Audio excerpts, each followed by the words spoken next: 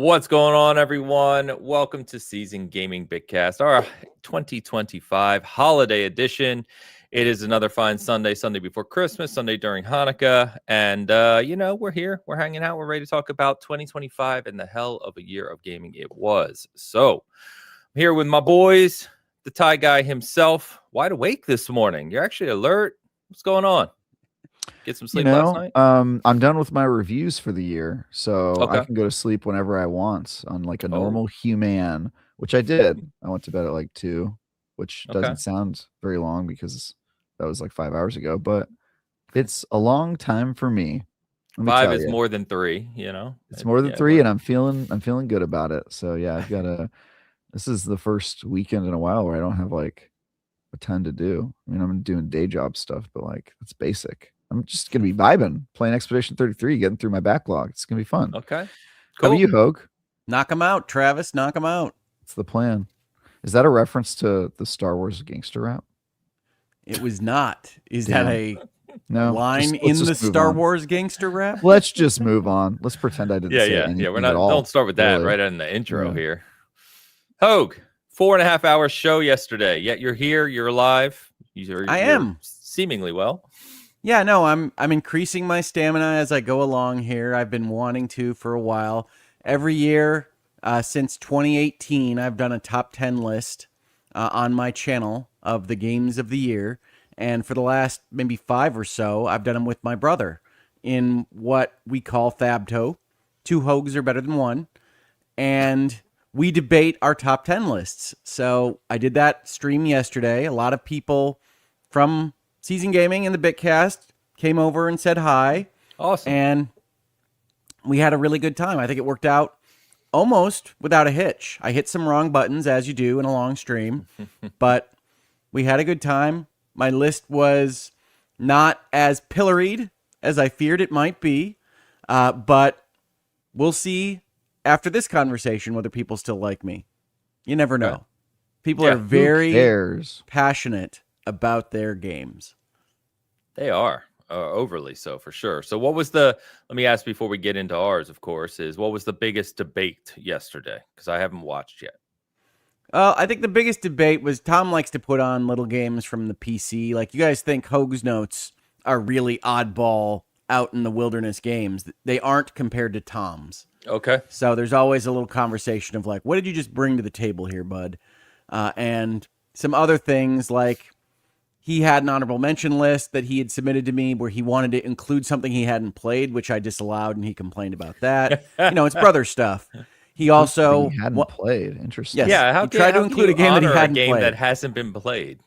No, and then so we had a little conversation about whether you could have a top 10 list of things that you just didn't play at all, like just a vibes list. I didn't get to play anything this year because I was working so hard, but these feel like these are probably the best when I get to them. It's like, no, we can't do that, Tom. That's not useful. So we had those kinds of conversations. It's my brother. Honestly, we haven't gotten a chance to talk too often or too long in between these shows this year in particular. So there's a lot of catching up and just kind of busting on each other. Okay, cool. Yeah, that's good. Well, good morning, good afternoon, chat. As you said, today's going to be a more casual show. We're going to hang out. We're just going to be chatting about our favorite games of the year, other kind of smaller, not categories, but, like some of the disappointments of the year, games we think may have been overlooked, you shouldn't forget about, games we'd obviously like to spend more time with that we didn't either get to or spend as much time as we would like to. We will, Travis and I have some commentary we want to touch on about the Marathon Vidoc that Bungie released this week, because I think it's, we've talked quite a bit about that entire situation between Marathon and Arc Raiders, so worth commenting on that. But before we get started, just a couple things. Housekeeping, of course. So on the Season Gaming side of the house, all super chats today, donations, anything, are going to go to Extra Life. As I think I mentioned a couple weeks ago, I've really slacked with streaming this year for a number of reasons, but I still want to make sure we're raising money for the Children's Miracle Network here in Kansas City. Really, really good people over there. Have worked with them for, I think this is like year 8 at this point. So any super chats you want to throw up, or there's an Extra Life link directly in the description directly to my page where you can donate directly as well, whatever you prefer to do. And you can do that anonymously. And silly reminder, but it's worth calling out, it is tax deductible as well. So would appreciate anyone checking that out. Or if you got something to say to us, would appreciate that as well.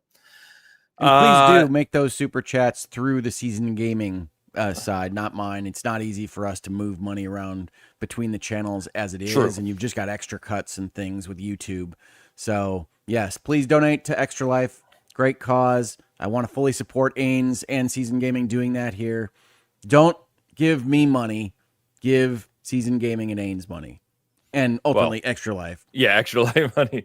Yeah, thank you for that, Hogue. Yes.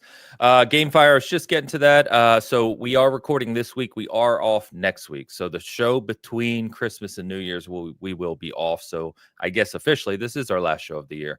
But we will be back the following Sunday, which I think is January 4th, to kind of kick off the new year with 2026 expectations, previews, that kind of stuff. So, however, Travis and I are returning for our now third annual, which is crazy to think, Travis. The third annual cook-off. Gaming cook-off. So we won't have Bitcast next week, but I was thinking, Travis, right after that, the week between Christmas and New Year's. Is what, not the 4th? I'm sorry. It's not the 4th annual? I feel like we've done 3 cooking shows together. Have we not? Maybe. I thought it was the 3rd. We did Witcher last year. I remember cooking 3 things. We did Diablo 1 year. We did Diablo 1 year. And you broke up just now. What'd you say? Halo. Did the Halo cookbook 1 year. Did we? Yeah, because I cooked did we do different cookbooks 1 year? Maybe that's what I'm thinking of. I did the Halo one year because I remember reading the Halo. We're very well organized here, if you couldn't tell. Yeah. All right. Well, chat will tell us. This is the kind of casual stream we promised. I don't know what anybody's talking about. Yeah. Tal says you're right. Diablo, Witcher, and Halo. We've done 3 years. This is the 4th annual cooking show. First of all, that's crazy that we've been doing this for 4 years. And second of all, how do I forget that we did Halo cookbook? Halo was the first one we did. And I remember that because I read the description in the book that I don't remember what I cooked, but I remember it was like in the African town of Mombasa. Mombasa. Not Mombasa. Yeah, New Mombasa. New Mombasa, the super city.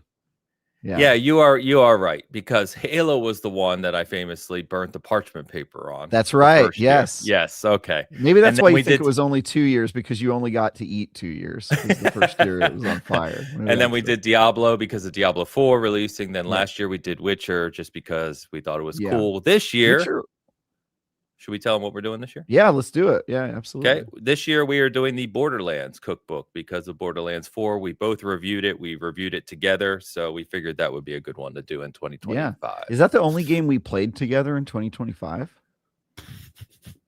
We played some Arc Raiders together. A little Arc Raiders. I don't remember. This year has been a blur, to be honest with you. Yeah, I think that was it. Yeah. But yeah. It's hard to believe it's the end of the year already.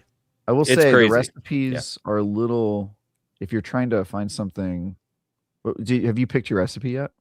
I haven't, but I know where you're going, which I looked through the book, and it's like there's desserts, there's like side things, there's a lot of weird. There's only like 8 mains. It's like there's a kind of weird thing. So I was gonna say we can talk offline, obviously, but I was gonna say let's just pick anything and just have fun with it. Yeah, I'm gonna pick one of the mains. I think I know which one I want because it looks challenging. I try to challenge myself when I do these guys because I cook like every day for me and my wife, and so when I do this, I've gotta do something flashy, you know. I do not cook every day, and so all of it is challenging, but we have fun with it, you know. You gotten so much better though. There were a lot of people who said you won last year. The stew last year was awesome. It really was. Yeah, it took a long time, but it was good. Yeah, that was my criticism of the Witcher one. There's a lot of gruels, a lot of like stews and Slavic sad food, bull sloth. You know what I mean? So it was very challenging. Those are my people. The sad Slavs. Yeah, just the Slavic baseline. I don't know what we need to describe them as sad. Well, there's Slavs, and then there's like a certain sect of like the sad Slavs, and those people, they eat gruel. They eat a lot of stews. You know what I mean? It is funny, you know, I think I've said this here and maybe in other places, but whenever I play a game straight from Poland, it's always obvious, like the cultural kind of psyche there is just things can go really wrong really fast, and that's our narrative bent for whatever story we're telling. Yeah. Like Stalker.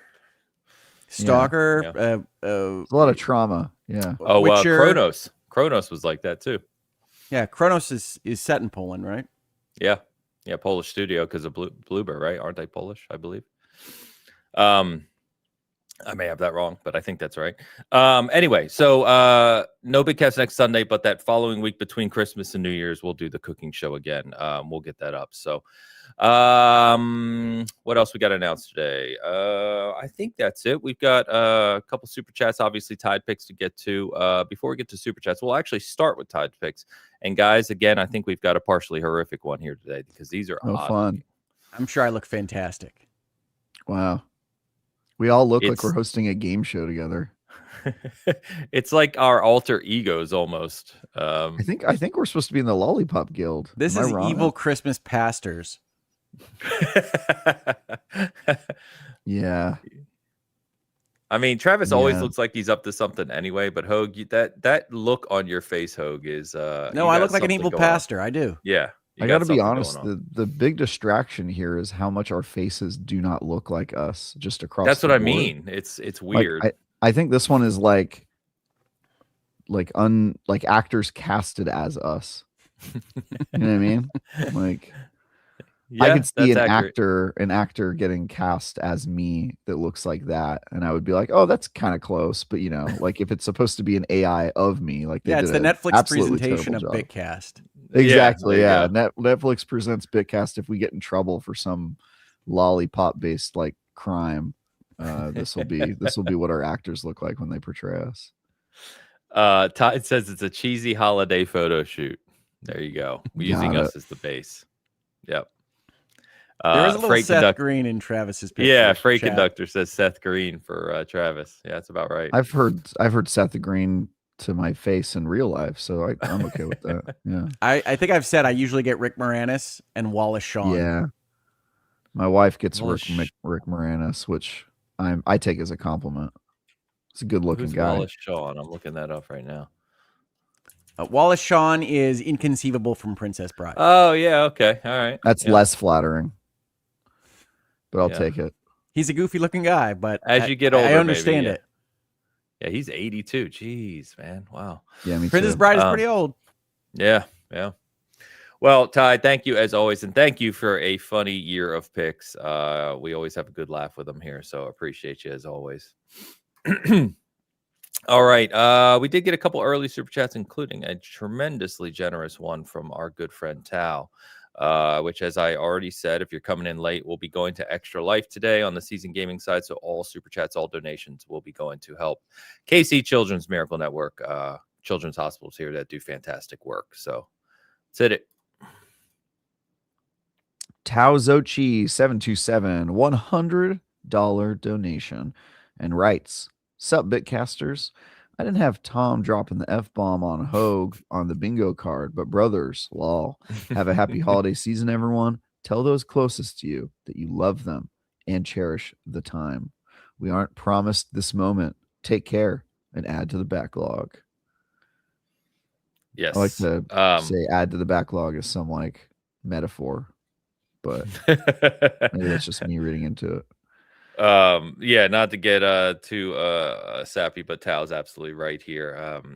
This is, I mean, you should do this all the time, but obviously during the holidays, a good time to remind everyone around you how much you love them, cherish them, appreciate the people that appreciate you. And we aren't promised this moment, which obviously I've spoken to many times in the SG world. So don't let it slip by without taking time to do that, is what I would say.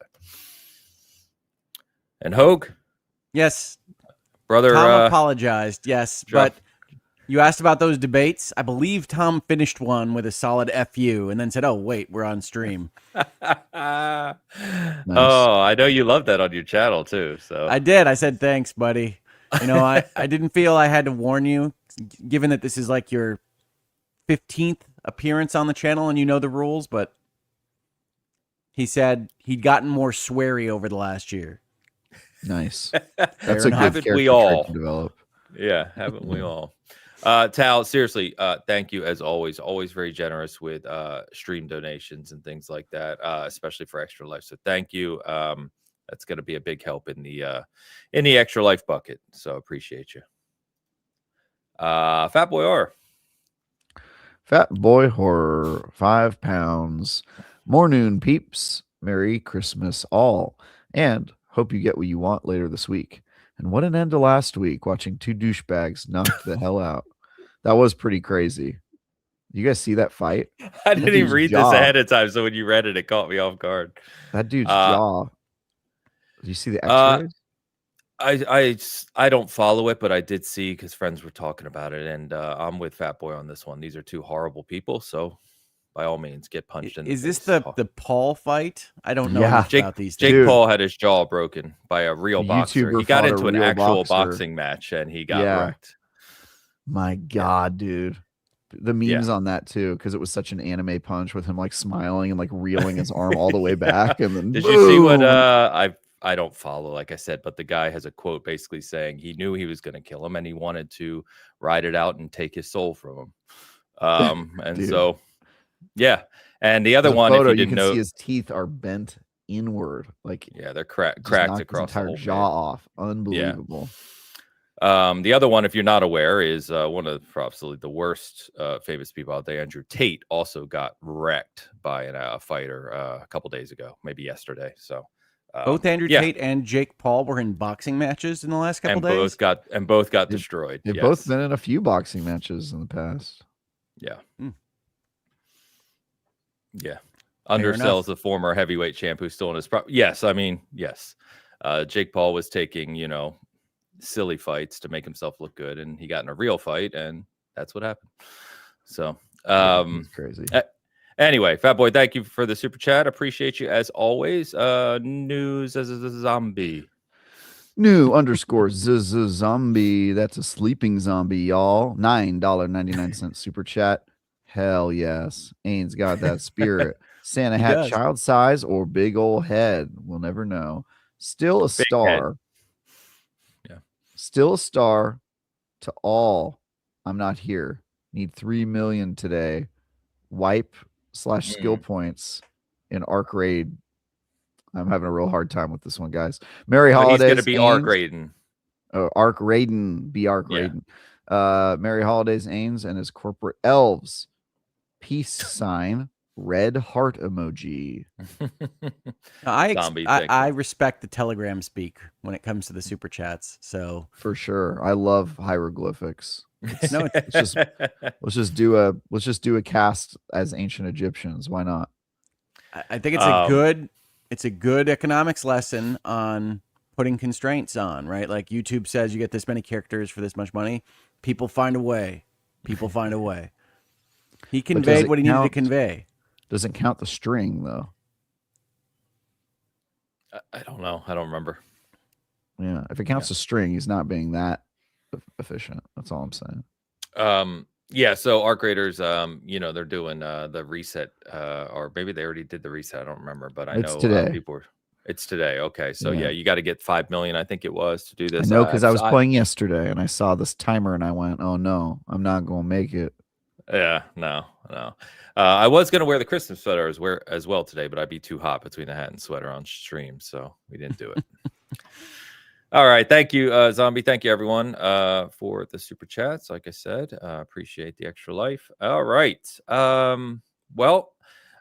We can just kind of get into it, gents. So if there's anything specifically, and I don't have anything to talk about for this week because I've really been just playing Kingdom Come Deliverance, but Hogue or Travis, is there any games you want to talk about that you've been playing this week, separate from obviously our conversation about 2025 stuff? Anything like the big that ones out there? I mean, I think one that I wanted to reference that I didn't last week is this little Devolver Digital game called Skate Story. Skate Story, yeah. Where you are a glass demon in hell trying to get out by skateboarding. As you do. And like the best of the really weird indies, it gets really like philosophical and existential while you're skateboarding in hell. It's a really strange game, but it's got good vibes, and the skateboarding action is actually well done. So those two things make it, I think, worth your time and interest. But I didn't mention it last week, and I forgot to do so, so I did write it up top that I wanted to mention it this week. Nice. Okay. Yeah. I mean, critically, it did quite well. And Devolver Digital seems to have a knack for publishing those types of games. So Finding weird stuff and making it yeah. polished. Yeah. Yeah. Very cool. I've been playing all the games that are on my backlog, obviously, but then also on top of that, just like some newer games like Metroid Prime. Pick that thing up, checking that out. It's okay so far. What else did I play? I played the Xbox 360 arcade game Zuma because this week I saw in the Microsoft Store there's a game called Zumba, which is not Zuma. It's made by some other company and is not a Zuma game and apparently is very bad. It's just like basically a scam game.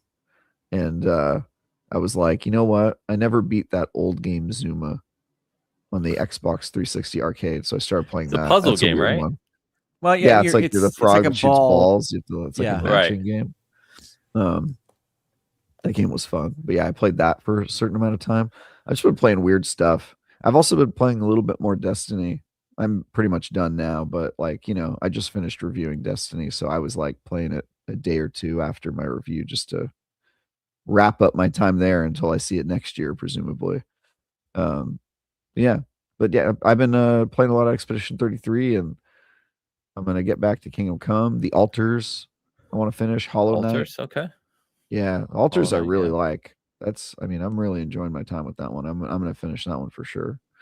Hollow Okay. Knight, I'm still in the process of finishing, but yeah, this is my favorite time of year where I get to catch up on all the games I didn't get to play while I was reviewing, and it's been a joy. It's like Travis Cool. gets to live 2025 right now for a week. That's right. That's right. Just for a little week. I don't know what I was Well, doing during the Kingdom Come Deliverance 2 days because I played like 100+ hours of that. February. And how did I do that? I just don't know how I play games I'm not reviewing. How did I find time for that? Well, I do have one more I can mention, and then we can talk about best games of 2025 and everything else you want to talk about. Go for and it. Yeah, go. That is, I think people might remember last year my talking about a game that really took me by surprise called Lorelei and the Laser Eyes. Yeah. Which was a puzzle game, a mist adventure type game that I really thought came together well, very clever. And the company that made that game actually started out making mobile games, cell phone games and tablet games. They're called Simogo. And they released a kind of archive of the games that they made during their mobile days onto consoles. And it's called Simogo, I want to say like Legacy Edition or something like that. It released this last week. It's got 8 games in it. It's got podcasts related to the games. It's got art and prototypes and things. And what they had to solve for, which they did really brilliantly, is a lot of their games require rotating on the gyros of the phone or the iPad and or multi-touch, like multi-fingers and doing things at the same time in the puzzle land. And they solved for both those things within the application on your Switch or on your console. And it's just really, really well done, really polished. And this is some of my favorite stuff. They've got weird narrative puzzle games about the supernatural, about dreams, about spy fiction in the 60s that doesn't quite make sense because people are taking over your brain and things like that. Like just really weird stuff that ultimately leads up to Lorelei and the Laser Eyes. And I really, really like this. It's not very expensive. It's got a lot of content in it. I highly recommend Simogo. I'm going to say Legacy Edition. Somebody can check me on the title there. But it's a number of games. Don't miss out on it if you're at all interested in weird stuff that would otherwise get lost to time in mobile land. Simogo Legacy Collection. Oh, very close. I almost got all the words right. You did. And that's Simogo. Yes. Anyone listening. Okay. Narrative, puzzle-focused Swedes. Okay. All right, cool. Yeah, I would have not known about that. It's $15, by the way, as you said, not very expensive. So No, I really, really, a lot of stuff for your $15 there. So Okay. please check it out. Fantastic. Love that. Yeah, so we're going to talk about just the year. We've got, like I said, at the top. So our favorites of the year, disappointments, games not to forget about, games you want to spend more time with. We really encourage everyone to chat in with us here. I'll be calling out comments. So please let us know your favorites of the year, maybe a game we haven't talked about or a game you really enjoyed. Yeah, flag them down. I saw- like to buy stuff I haven't heard about before. Tom did that for me yesterday. Please share it out. I was going to put a poll, and I'm like, there's no way I'm going to be able to put a poll for 30 games that people are. So it'd be easier just to chat in, and I'll keep an eye as we're talking here. Chat in if you want to throw some money to Extra Life at the same time. We're not going to say no. You don't have to, of course. But yeah, let us know. Yep. Well, I mean, who wants to kick us off? I feel like there's a few games we've obviously talked about an awful lot through the year. I will. You got one you want to throw out? If not, I can start us off. Well, I'd like to add an unusual one that I don't think is going to require a lot of conversation. People that follow me obviously saw that I already put my whole list out yesterday, but my fifth favorite, number 5 on that list that I want to make sure people know about is the 100 line, Last Defense Academy, right? And we've talked about it a little bit here. I don't want it to get forgotten. It is an anime visual novel, and that's enough to have at least half the chat turn off and say, no, thank you, Rick. That's totally fine. But if you can stomach anime tropes at all, this is one of the most compelling bits of writing that I have played in games and maybe even have read, period, in books or otherwise, in the last few years. I'm 170 plus hours into this experience, and every single time I turn it on, I say to myself, well, I think I know all of these twists, or I know these different perspectives, or I know these bits about the characters. What else could you possibly show me? And every single time it impresses me, and it's efficient. It's long. I just said 170 hours. Another section of the audience just said, no, I'm not interested, Rick. Totally makes sense to me as well. But they keep evaluating and keep shifting what story they're telling while still staying true to the characters that they've set up in a way that I just find to be an incredibly impressive piece of fiction in whatever format it might appear in. You throw on an interesting strategy game that is way better than it has any reason to be in this kind of project, and good art and good music. I just couldn't recommend it more. If you at all like any of these things, get in there, defend the Last Defense Academy for 100 days. You won't regret the time you spend there, and I will see you on the other side. Okay. Yeah, I remember you talking about that one a little bit. But I think it's also very highly reviewed too, right? So that's good. Good shout out. Alex is in the chat. There was also a very ahead. passionate group of IGNers fighting very hard for that game in a number of categories in our Game Awards. So I've not played it, but I've had people say extremely good It's things remarkable. about it. It really on is a video remarkable. call while shouting at me. So well, I'm not going to shout at you any more than I usually do, Travis. I just want people to know about it. If you say so. Fool me once. Let's see. We got a couple shout outs here. So Alex says, let's not forget Eternal Strands, which you reviewed, Travis. But that released in January from what's the studio? Yellow Brick Games? Yellow Brick Games. Yellow Brick Games. Oh, wow. My brain worked. Yellow Brick Games. Okay. Hold it up. Yeah. So yeah, I forget what you gave that, Travis. Maybe a 7. I did not review it. I did I announced the game. Yeah, he was the first look, right? Yeah, that's right. First look and previewed it, and then I think somebody else reviewed it. I can't remember who, but I was busy with something else and couldn't review it. They're somewhere in England, yes? They're in Canada. Oh, Canada. Sorry, Canada. They're in Montreal. Yeah. I know Alex reviewed it for us. He really, really enjoyed it, so he wanted to shout that out. It's easy to forget about those games that release, early on in the year. So Mitchell Salt's really is is a 7. Okay, yeah, Alex gave it an 8. Oh, Mitch, you dog. Mitch is he's pretty specific about his big boy crawly action games, so makes sense. Big boy crawly action games. That's a good genre right there. I like big boy crawlies. Hell yeah, dude. We got Silkenit also. Shout out to Silkenit, who actually came into my stream a couple weeks ago and donated directly to Extra Life, which is awesome. I want more people to play Artist Impact. I don't remember this one, guys. Artist impact. Sorry, I'm looking. Sorry about the clicking if you're listening. Turn-based RPG set in a future world of humans and AI. Looks like it's on Steam. All right. Sorry, I can't say much about that, Silken, and I'm not aware of it. It is very positive reviews on Steam anyway. Came out in August, so there you go. Another shout out for games you might not have heard of. There you go. Yeah, I love it. Flag them for me. I'll just throw one out. This isn't not unheard of course. Just one I wanted to speak to as I've reflected on the year is Silent Hill F. Mm-hmm. I finished Silent Hill F and Chronos and New Dawn back to back. I thought Chronos was going to be the game I preferred. It absolutely was Silent Hill F. Alex and I have talked a lot about this one because he and I think maybe are the only two who finished it at SG.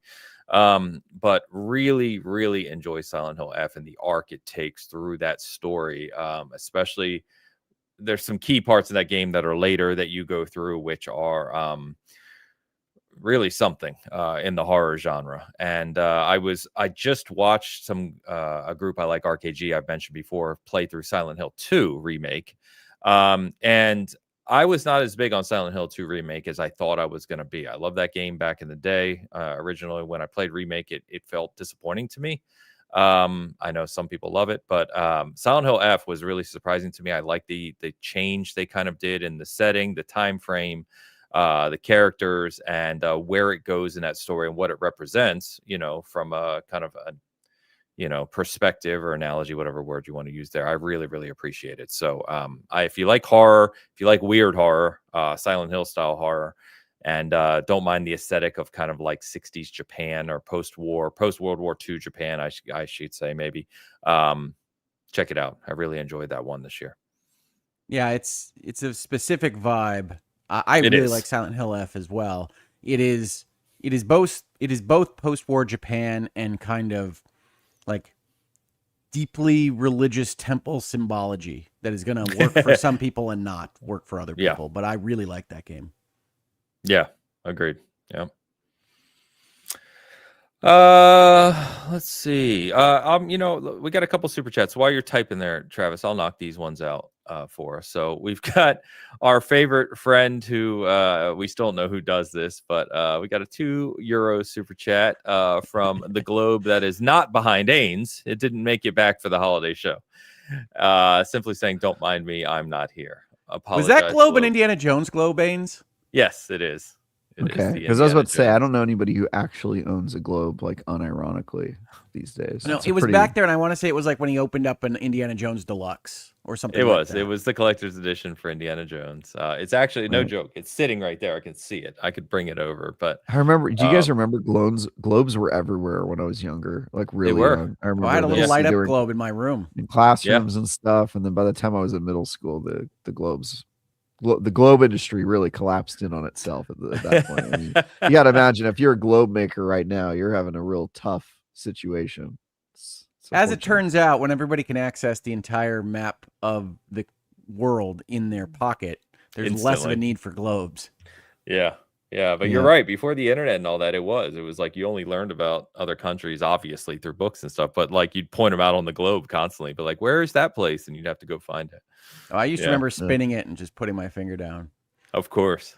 You guys ever seen the episode of West Wing about how our globes are inaccurate or how our maps are inaccurate? Oh, it's great. Good show.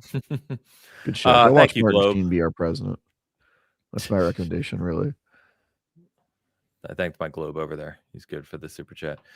Mickey Doe with the £10 super chat. Not often you get a game set in Ireland. So shout out to Seance of Blake Manor, which I wanted to pull this up now because I have seen a lot of people talking about this game. It is one of the highest rated games of the year critically. And I am not familiar with it. I have not checked it out. I haven't played it, and I haven't even really looked it up. So someone talk to me here. What do we? Yeah, it's a detective story with a supernatural bent in a kind of time resource management investigation setting.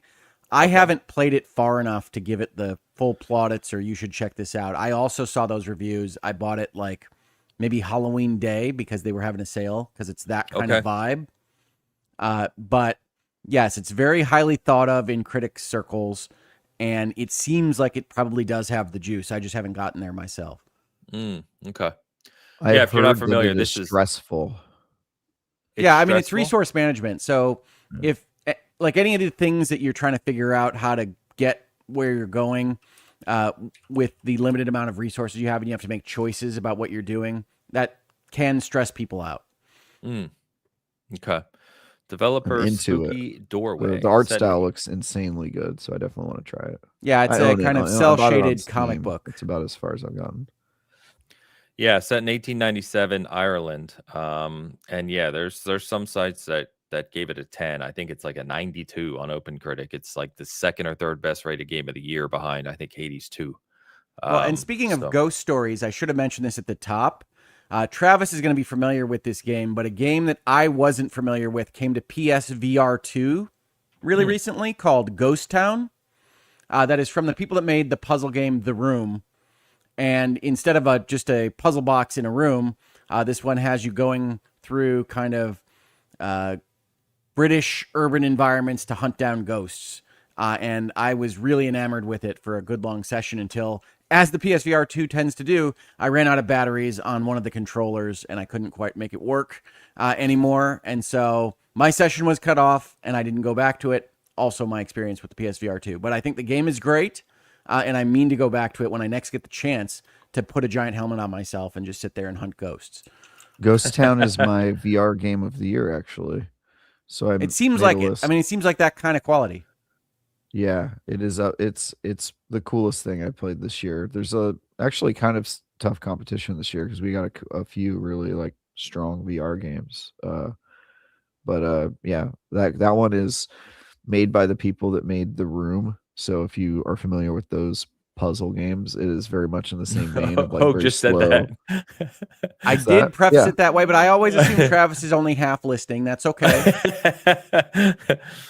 Yeah, it's Go a good on. game. That's my point. Good game. Yeah. Okay, and it's on PSVR too. You said. Yeah, Awesome. that's why I played it. Is I haven't been checking the Meta store. I understand it's been on Meta for a while, but it came Yeah. to PSVR 2 this last That's week. where I played it on. I played Awesome. it on the Meta. Awesome. Let me get the super chat off the screen. But Mickey Doe, thank you very much for that. Appreciate the support and the donation to Extra Life. Thank you. But really nice Yeah. puzzles. That team knows how to make a nice elaborate puzzle where you feel like you're in a Sure games do. magazine and you're just making it go. Okay. Very cool. Yeah, to Travis's point, I've seen a lot of people, not a lot, I've seen more people talking about specific VR experiences that have been very good this year, which is cool to see. So, Yeah.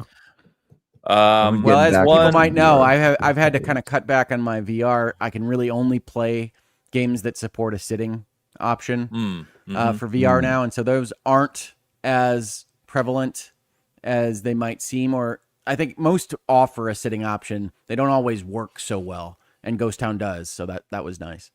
cool. Ghost Cool. Town. Kusanagi, shout out to Kusanagi. If you've chatted before, I don't remember seeing you, but Corridon was a neat and interesting game. So I looked it up. This is an ARPG, actually, isometric ARPG. Was not aware of this one. It does have very positive reviews.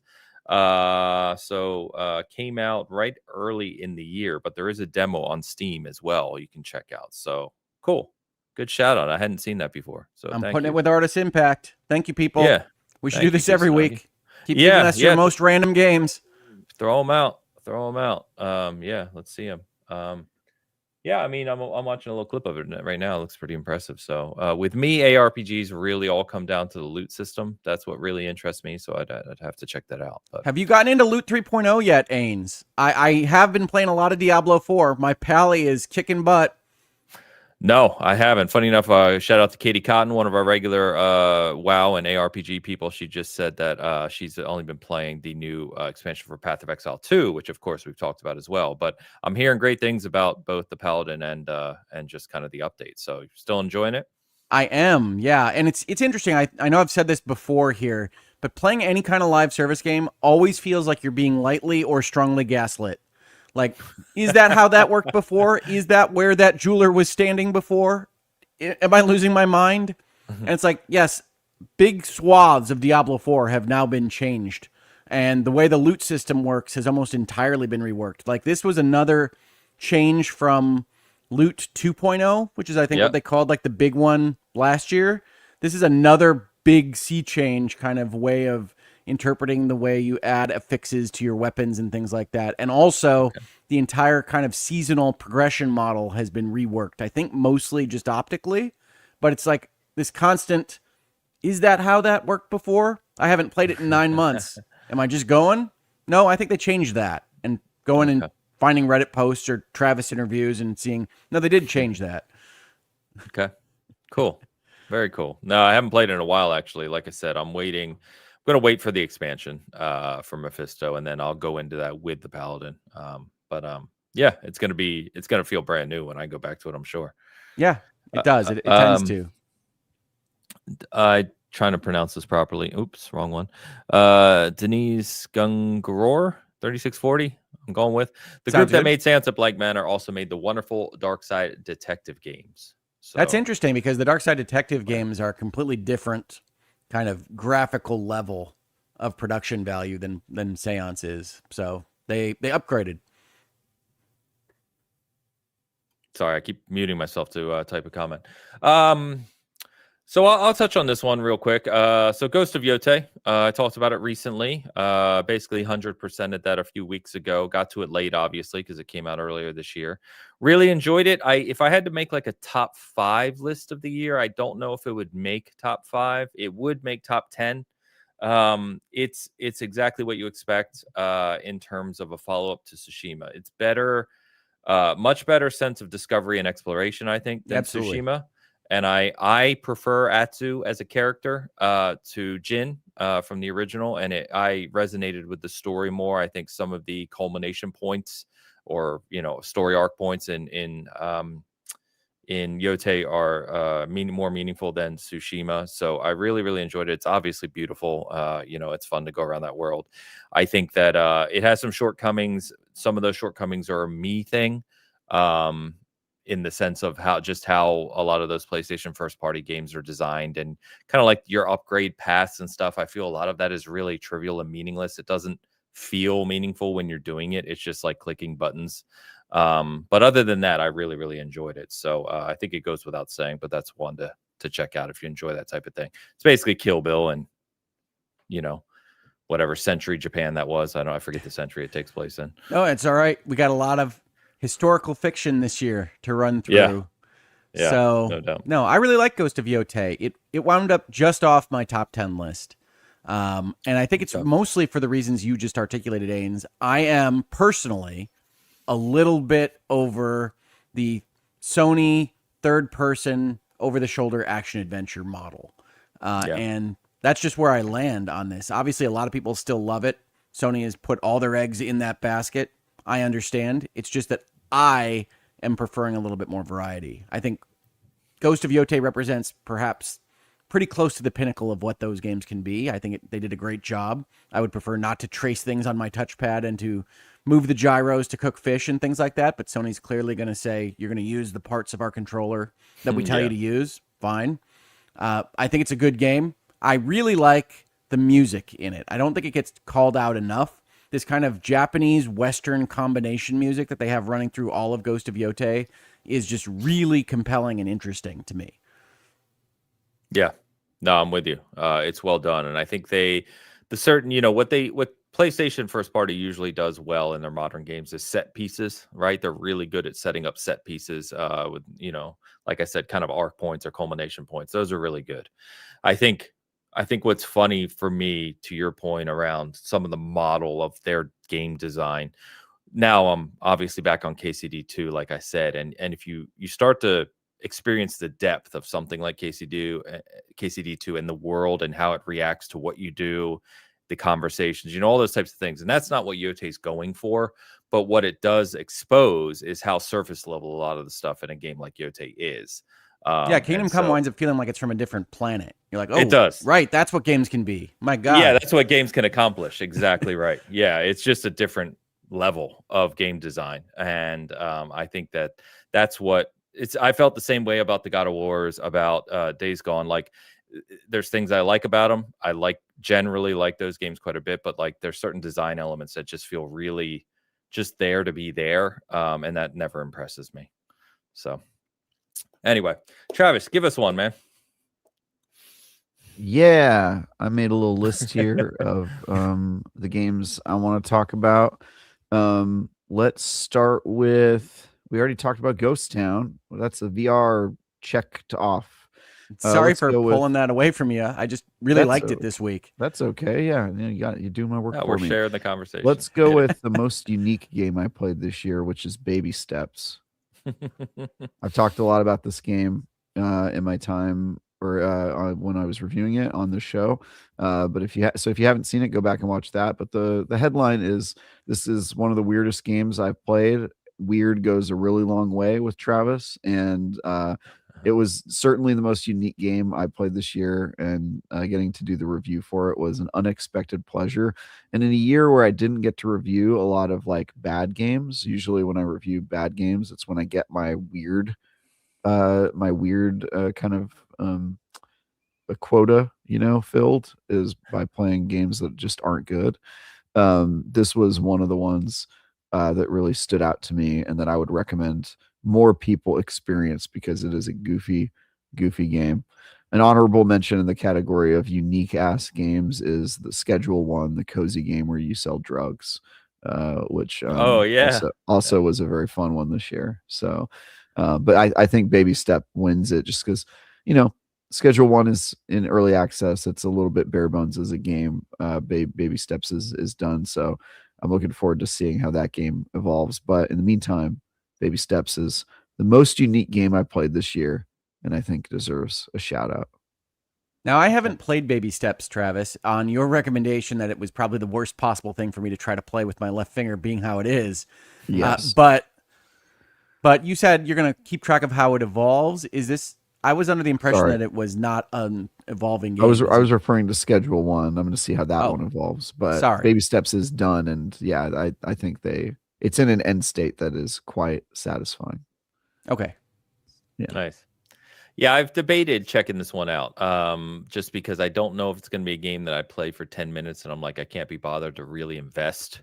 It's a great streaming game. If you got to do a stream for charity, that is the game to do, in my opinion. That would be kind of funny, yeah. Because you get lots of opportunity to have a conversation with chatters, and it's while you're trying to climb a tree with your analog footsteps. You can talk to them. They get a lot of funny reactions to you tripping over yourself and watching insane cutscenes, and yeah, it's like a perfect stream game in my opinion. Okay. Cool. Couple shout outs I thought here. Alex just wanted to remind everyone that a new Digimon game came out. Obviously, I don't know how big our audience is, but the Time Stranger, right? Yeah, I gotta play that one. Yep. And then Nissa shouts out Echoes of the End, which I had to remind myself what that was. That's the fake God of War. Yeah, so yeah, there you go. So that's she said it's a shorter experience, but really good, and it's mostly positive, very positive on Steam as well, and it's actually 50% off on Steam right now. It's only $20, so winter sale on Steam if you're looking for anything. Yeah, lots of good deals out there. One of Tom's top 10 from yesterday is in the winter sale on Steam. It's called Galactic Glitch, and I think it's less than $5 right now. So I bought it after he described it in that stream yesterday. I haven't played it long enough to recommend it to anybody, but generally speaking, I think you can take a flyer on a game that somebody of Tom's vintage and breadth of experience recommends in his top 10 for less than $5. Okay. Twin stick roguelike shooter actually came out 3 years ago. There you go. I let him get away with it. I let him get away with it because I didn't check the years on his list. There you go. All right. Why don't we shout out? I don't know. What else can we shout out here? Let me pick one off the list that maybe we can all comment on. Let's talk Arc Raiders. I mean, Arc Raiders is obviously one of the biggest games of the year. We've talked an awful lot about it here. I don't think we have a whole lot to say, but I definitely would have that in my top 10 of the year. I think that Embark crushed it with Arc Raiders. It obviously has had its moment in the vibe of the gaming community, ecosystem or, streamosphere, and seems to continue to be doing well. it's they had their winter update, they have their reset going, and I've actually dropped off of it now. I think we talked a little bit about this around. I don't find once you complete the kind of quest and the story stuff, and you kind of play around with all the best equipment, I don't really find a lot making me go back. But I do have friends that are continuing to play it pretty much daily. So I don't know how you guys feel about it long term, but Yeah, I've been logging in very casually. It was one of those games I played a lot for the review and then had to abruptly stop playing, so I fell behind a bit. I still have upgrades to do, and there's new events and new expeditions to take on. They're also doing a Christmas event right now where a lot of the levels have been covered in ice, and you take damage for staying outdoors for too long, and you have to pick candle berries and turn them in for bounties. So yeah, you're picking little trees, and it's got a very festive vibe to it. Yeah, so it's been fun. I think it's one of those games like I wouldn't want to make my main game for like a long period of time, but like checking in a couple times a week and playing for like an hour or two is kind of the perfect amount of that game that I want, and that's been my relationship with it. So I'm really having a good time with it. That is my my best multiplayer game of the year on my list. So I really love Uh, Arc Raiders. I sorry. really do. But as I say that, Paladins hit Diablo 4. Did I mention that? And I can really only support like one live service perma game. And so when the Paladins hit, Diablo 4 is back, baby. And Yeah. I haven't touched Arc Raiders since. Yeah, I don't blame you. I don't know. And we'll talk about this a little bit later with what they showed of the updated marathon that's coming in March now. But we talked about this right from the get-go, Travis, when we were talking about extraction shooters. Is like, for me personally, once I get to the point where I've used all the stuff and it's like, okay, now I'm just going in, it's like, what am I doing? And I know obviously in Arc Raiders you have the expedition and you have the Christmas event, like you said. Those really don't do a whole lot for me because there's no arc of actual gameplay that I'm working towards. You know what I mean? Like when I play a competitive shooter, I've talked with some of my friends about this. I'm playing to get better, or I'm playing to compete, or I'm playing to increase my rank or something. There's none of that in Arc. I'm just running around either shooting to shoot people. And the PvP is great for a third person extraction shooter, but it's not great from a competitive sense.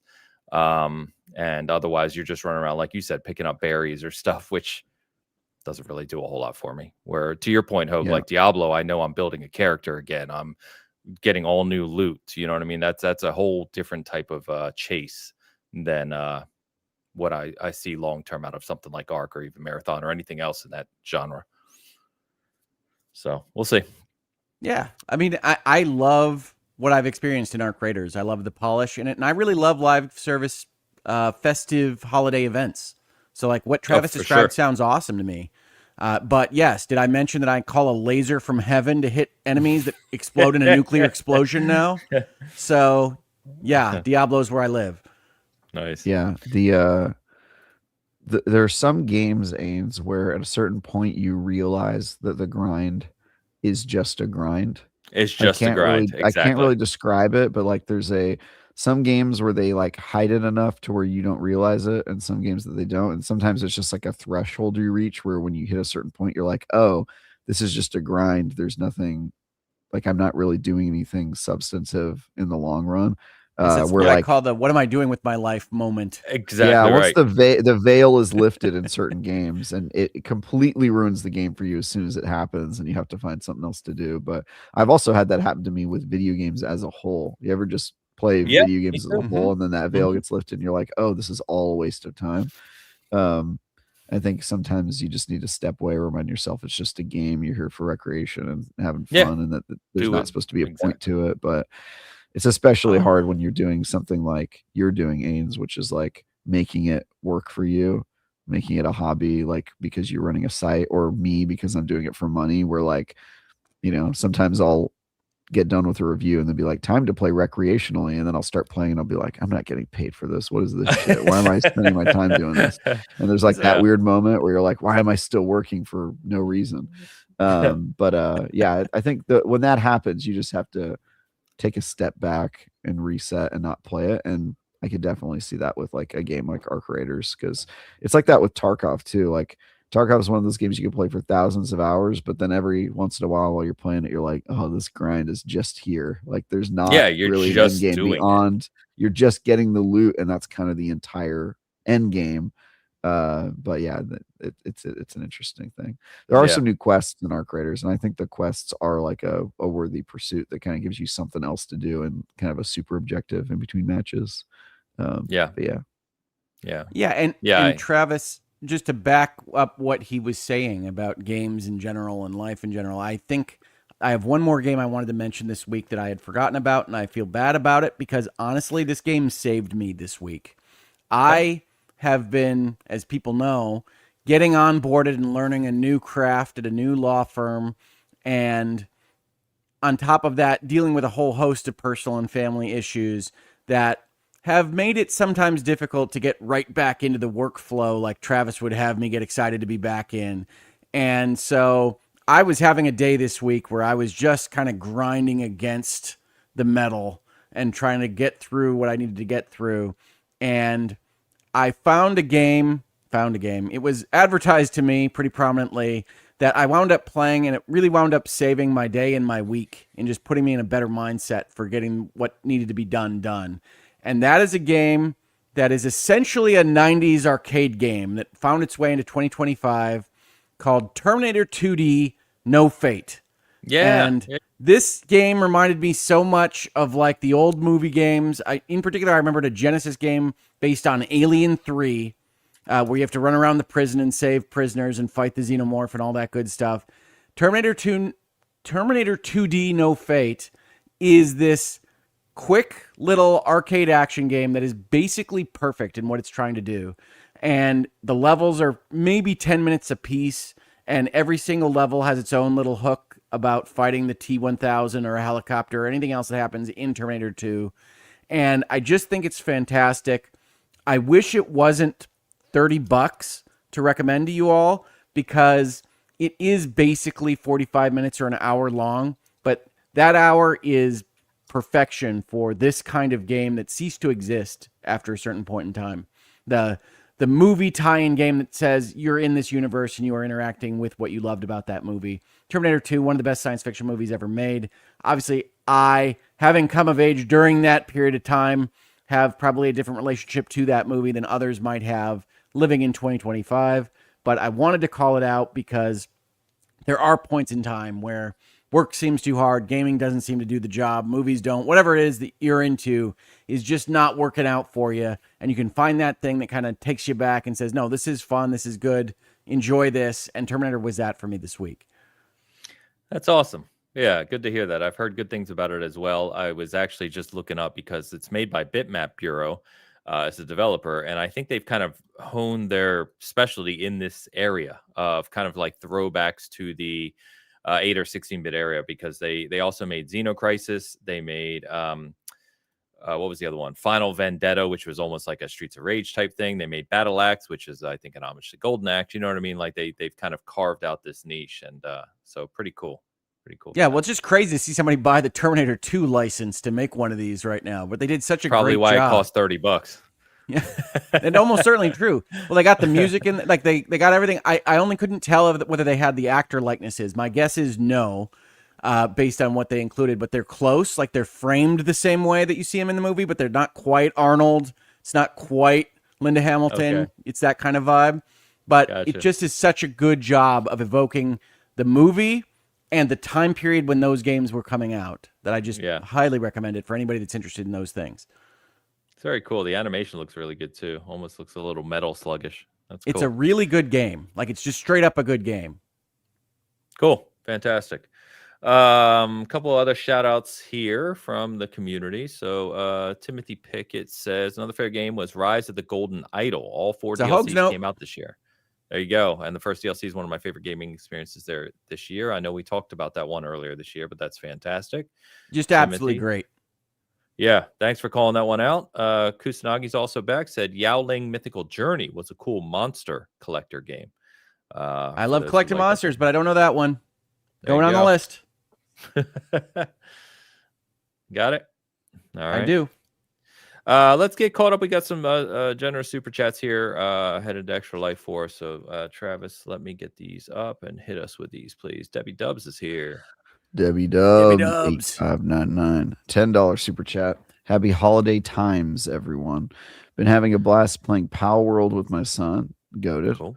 We've been making maps with the pals randomized. Really looking forward to There's No Ghosts at the Grand next year. That was maybe one of my favorite game reveals from this year. Absolutely stoked for Looked that. crazy. Is Would that love the to one review it if I from can. God, I'm blanking. The developer I was trying to think of. The developer is Friday, Who did- Sunday, but it's published by probably somebody no, it's also Friday, Sunday. Dude, it's just an indie game. Okay, all right. I thought it was from the makers or something else. But It looks cool. insanely creative and interesting. It does I look love when crazy. you see a trailer like that and you're just like, what a good idea. It's such a good feeling. Yeah, very cool. Cool. There is a demo. The demo on Steam for it right now. I didn't know I'll that. be playing the demo. There you go.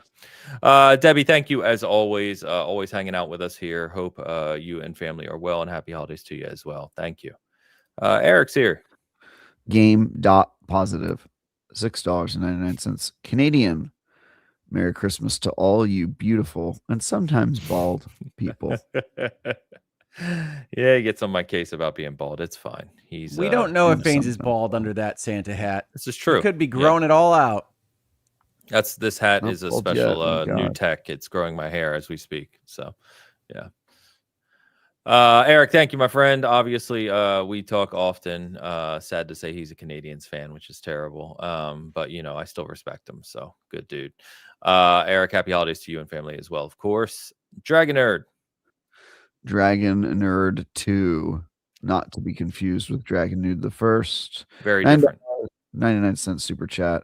Happy holidays, 2 exclamation points. I don't know how to emote that.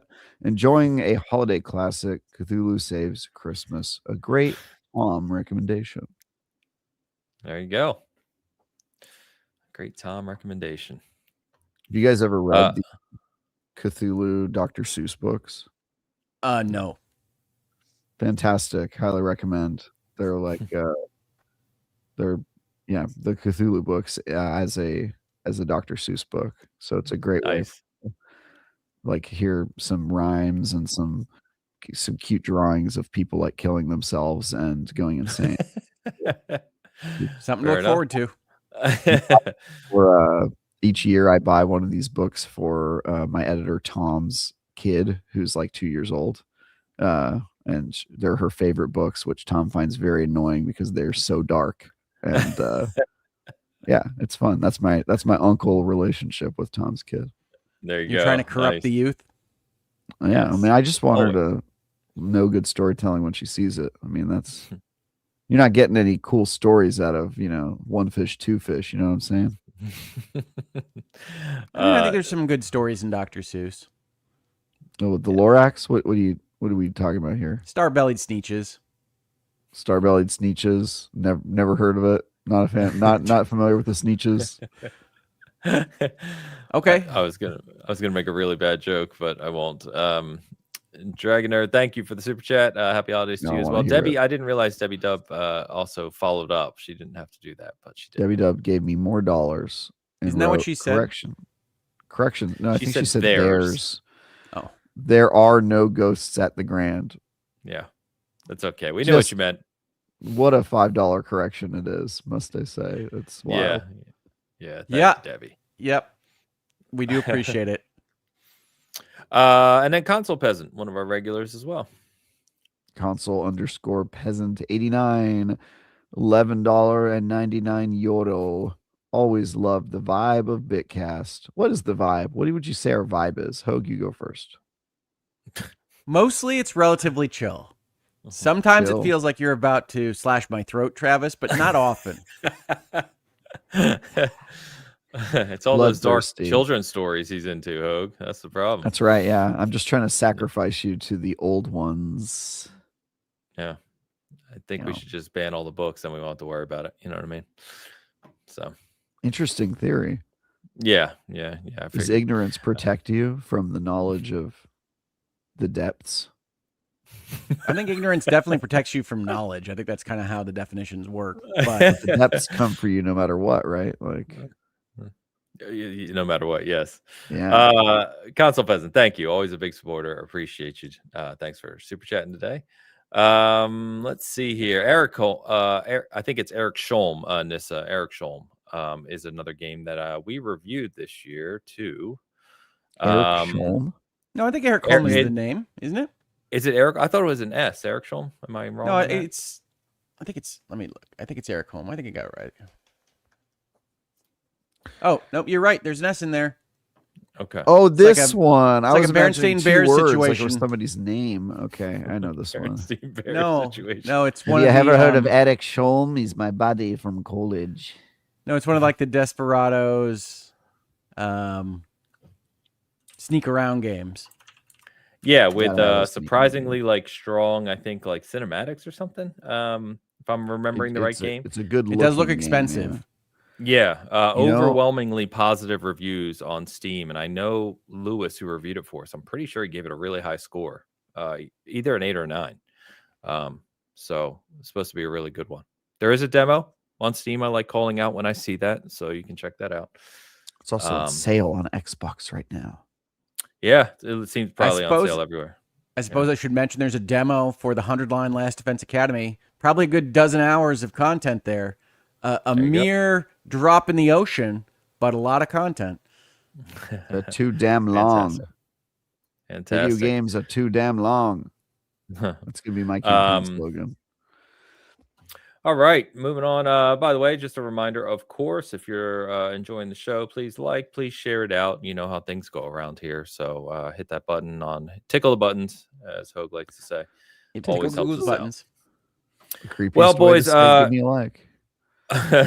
It's about the middle of the show, so of course I got to mention Kingdom Come. We've talked about it a lot, so I won't harp on it. My favorite game of the year, bar none.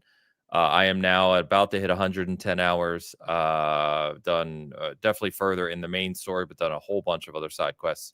Last night, I think I snuck into the best armor in Kutenberg. I stole about $50,000 worth of stuff, and walked back over encumbered to my inn, or whatever the hell it is, Groschen. But anyway, that game is really, really, really special. And to be honest, as I've said before, it is not getting its flowers enough for how special it is. I honestly think, and I joked about this, it's just a joke, don't take it seriously, but I think Monster Hunter Wilds having the same Open Critic score as Kingdom Come Deliverance 2 is a crime against humanity. That makes no sense whatsoever. Kingdom Come is it's an all-timer for me. The more you experience what can happen in that game, the way things can happen, the way the systems are set up, and how you can manipulate things in that game, the storytelling, it's remarkable. So I cannot recommend it enough. No, I agree. It's top of the line, and even more so, I think when you turn it on, every time I've turned it on after playing anything else for a period of time, it immediately strikes you as how much higher level almost every aspect of it is than whatever you were most recently playing. It is high graphics, high music, high acting, high writing, really good systems, really good choice and branching bits of the story. Just really one of the best things I've ever played. Kingdom Come Deliverance 2. I agree. It feels like a lot of folks don't realize what kind of landed in from space and are comparing it to things that are probably not worthy of comparison to it. In my 100%.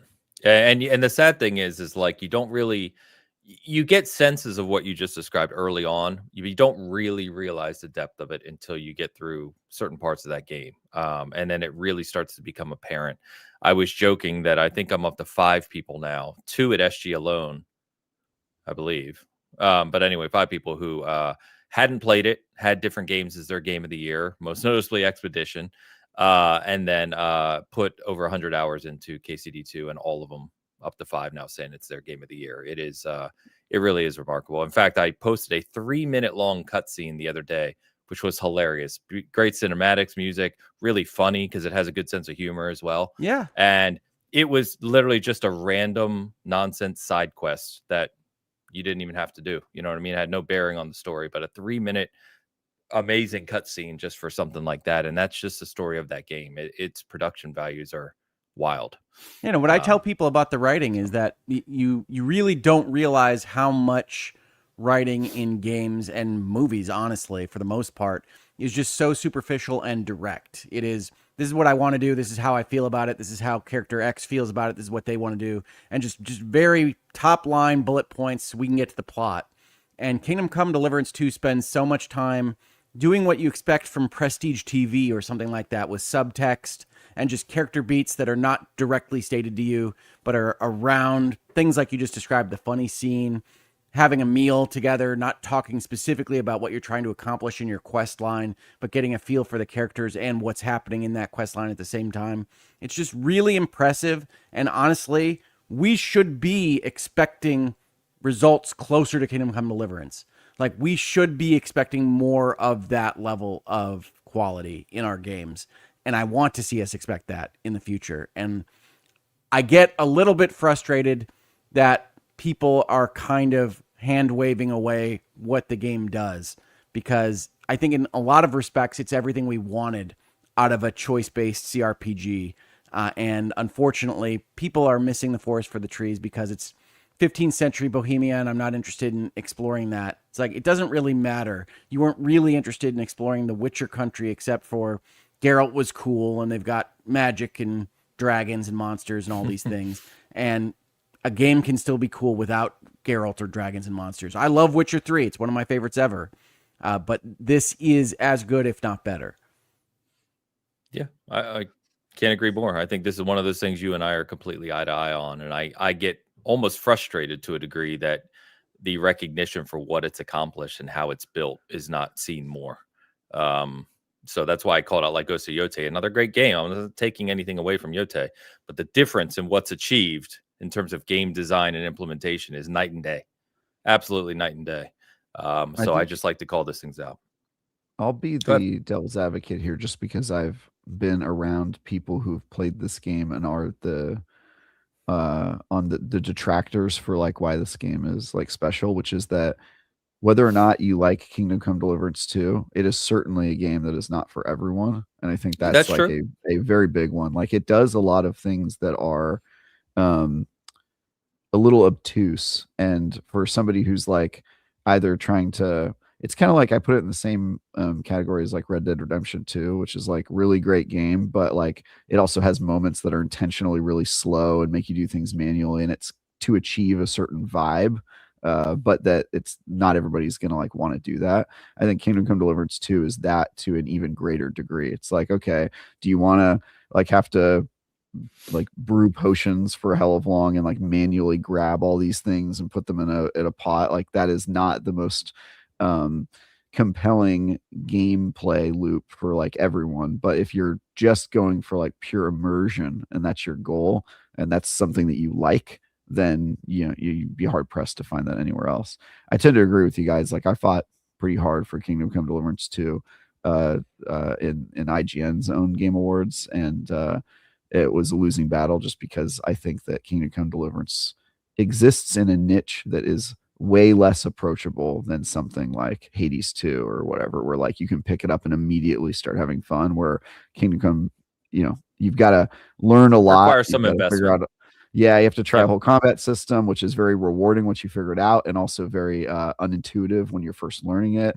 And I think everything in this game is like that. Like, every part of Kingdom Come is like very unintuitive and has a much higher barrier to entry that I think makes it very disqualifying when you're trying to decide on like best games ever, and there's like an entire section of those people who are just never gonna jive with it because it's just not approachable enough for like people who just want to get in and go. And so I think that is its like big drawback. But as somebody who likes games that are a little bit obtuse but reward you for like learning that, it's pretty hard to beat Kingdom Come. I'm not going to say you're wrong, Travis. I am going to say that I am disappointed and not terribly optimistic about the future of gaming as a medium if the answer to is this thing good is it maximally approachable? Because I view things like literature or movies as achieving their highest ends with things that do require a little bit from the audience, right? You don't have the great works of literature be knocked off because that's a little bit tricky to read or the sentences are a little long. It's not I don't think that's a great comparison. It's not that it's not Okay. approachable. It's that some people don't want the thing that Kingdom Come is. And that's just what it is, right? But that's Like the same even with if every game.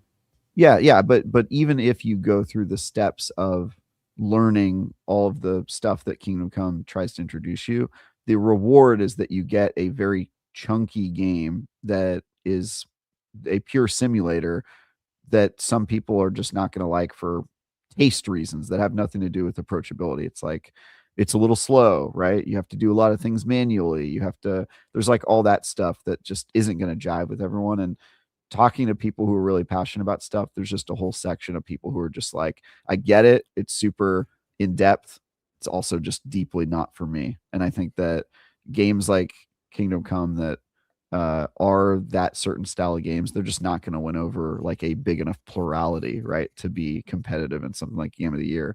And also, you can see that reflected in like the audience. Like Kingdom Come Deliverance 2 has an enormous audience for the type of game it is, but it still didn't really break through to mainstream. And I think that's the reason why it's just like it exists in a niche that is not for everybody.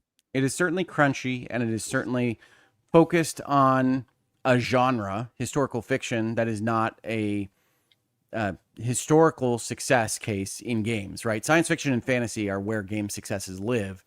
And that's all fine. I take what you were saying well advised, Travis. I just do really feel like the genre can't advance if we are only going to keep to the most YA or candy coated version of everything that we put into the industry.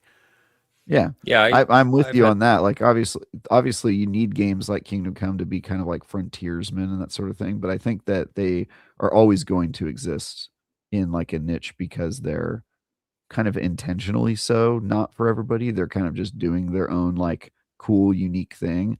But that's just from my perspective why you're not seeing Kingdom Come on like a lot of Game of the Year lists. It's like it's Okay, but either can we go agree ahead. that not nominated for Game of the Year is insanity, IGN? yes. I think if you were in the room, you wouldn't feel that way.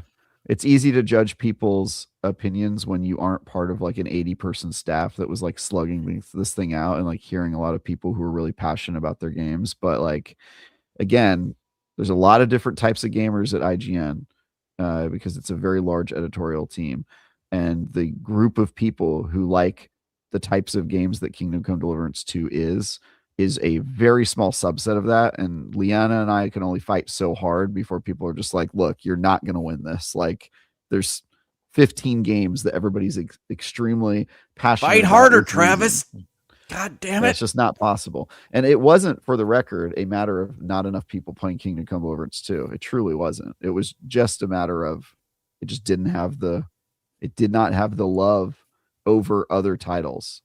Although people pretty much universally agreed, like, yeah, it's a really great game, but just I, didn't make the I list. Just didn't I've make had the list. similar conversations with games like Witcher 3, Cyberpunk, those big, meaty, choice-based RPGs that you can get lost in.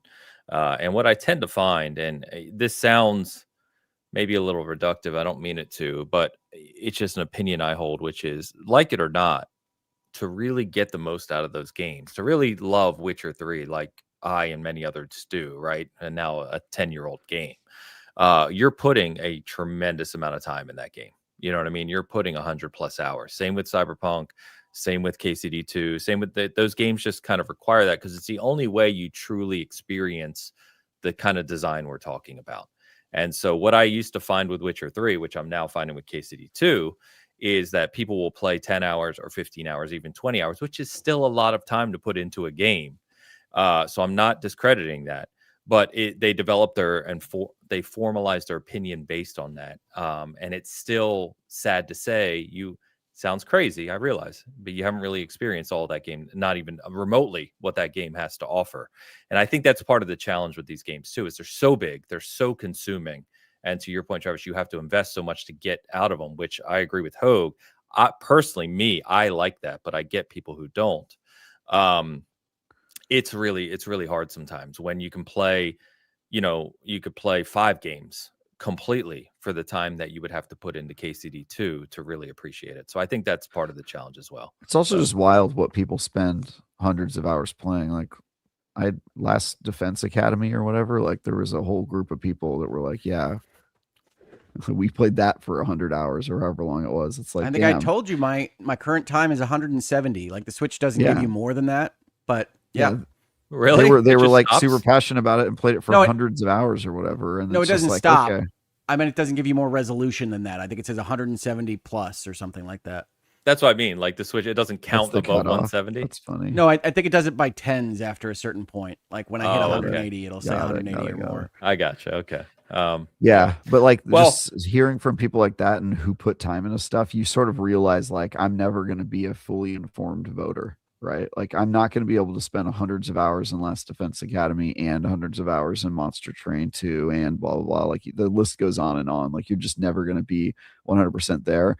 This was the year I had to kind of embrace that, because before I've just been able to play enough of everything to where I've been like, I know what I'm talking about. And this year I was like, apparently I don't. There's just too many games out there that I will never put 100 hours into. Yeah. Well, that's fine. I don't want to, we don't need to harp on it anymore, but that is my personal game of the year. And I figured we'd talk about it because I know we agreed pretty highly on that one. So yes, spoilers for my stream yesterday. That Kingdom Come Deliverance 2 is the game of the year. Are all 3 of us here? Wild agreement? It's not even close for me. Like it's so far above. No, it's kind of close for me. And that's what I experienced too. Yeah. Was that my top 3 were all kind of in the one spot at various points of the year. But in putting my list together to have the conversation that I wanted to have with Tom, I went back and played all of them.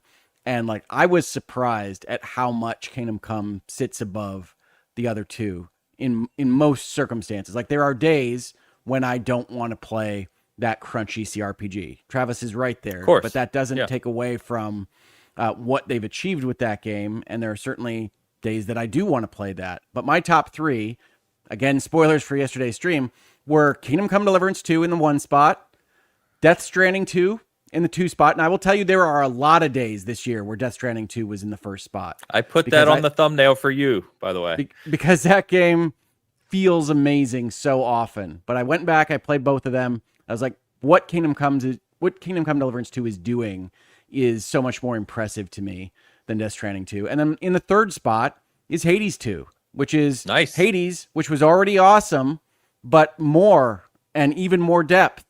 I prefer the narrative, I think, a little bit more in Hades 1, but I love so much about Hades 2 that it was in the 1 spot for a number of days this year. So those were my top 3, but Kingdom Come Deliverance 2 is so special that I want to give it all of the credit that it deserves. And yes, I am not telling Travis that he's wrong on this. One, I'm sure he knows better the internal operations of IGN. What I'm telling him from the outside is, while everything he says makes sense, it's crazy to me that it's not nominated. And I do think that that kind of thought process that I am sure is indicative of what was happening in the room at IGN, I'm not suggesting Travis is lying on this, is to me detrimental to the project of what I think gaming can achieve. And as long as there are big outlets saying, I want it to be superficial fun, I want it to be easily accessible, I want to be able to pick up the controller and immediately enjoy myself in 15 minutes, that's gonna hold down what gaming can do. Okay. Yeah. Just to be clear, what you're saying is a completely poor representation of everything I said, and clearly over your head, but that's fine. We can move on. We can let the chat and community determine whether I wrongly hyperbolized Travis's description of what happened in the IGN discussions. Leave us a comment. Let us know. Yeah. I was just commenting on the nature of trying to get trying to do the insane act of getting a group of people to agree on anything, or in an absence of that, agree on like the most popular thing. Like it's just how it works, man, when 80 people try to decide on something. So fair enough. Well, just a couple other favorites to shout out, and we can kind of go a little faster on some of these. I did want to shout out Borderlands 4, of course, one of my favorites. It's on my list. Yeah, great time. I've got nearly, I think, 200 hours in that game now. I went back. I did the raid boss last week with some friends. He's okay. He's fine. It's He was fine. shot in the face. He's fine, like you apparently. didn't hurt him. No, we killed him first try, which, in my opinion, is a problem with a raid boss. That's too easy, right? I expected to get wiped You really don't want to quickly. roll through. And what happens is you kind of almost can die one by one, and as long as one person stays alive, you can keep coming back. So That's kind of always been true in Borderlands, though. I don't Die think and you you could jump do back that into the with. pit. I'm trying to remember if you could do that with Terramorphous. I didn't think so. I thought think if you everyone could. died, it was over, unless they You changed could definitely it later. do it in all of the raid bosses I've ever fought. Like as long as you staggered your deaths or somebody like quit out and they were able to get back in the arena in time. But they make that hard, right? Like they make Yeah, the too respawn easy. timer take You how long spawn you have to walk to it. Yeah, this is like you spawn like 5 seconds later, and it's right there. You can jump right back in. Damn. You do okay. lose a ton of money. I lost millions because I did die a few times. Yeah, dude. But Money's meaningless though in Borderlands, right? Like, what are you using that for? wasn't worried about it. Yeah, and the loot you got from them was very underwhelming. There was like no loot explosion or anything. It was just like a normal like bloop, and I was like, That was seems it? to be a Borderlands 4 problem, as we pointed out after beating the campaign together. Yeah. So Borderlands 4, I think, is a good one. Travis and I obviously reviewed that together. And then I just wanted to shout out Battlefield 6.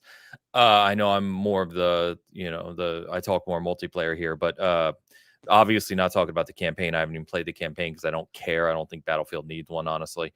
But in terms of Battlefield as a multiplayer game, Battlefield itself as an IP returning, Red Sec, everything to do with it, very, very strong. And I believe as of earlier this week, it's the best-selling game of the year, too. So it had a tremendous impact on the year overall. So wanted to shout that out real quick before you guys mention some others. K. Dotman asks about, do you have to play KCD 1 to play KCD 2? I've had this question several times. You do not have to.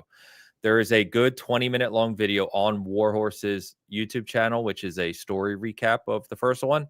And other community members have done some really good story recaps as well. I would suggest watching one of those because it is a continuation. Henry is your main character. He's from the first game. Honestly, don't even think you need it.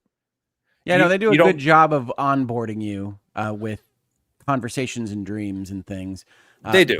But yes, you probably be advantaged from watching a half hour or even hour long summary of the first one. But you do not need to just play KCD 1. No, 2 is better in every design element.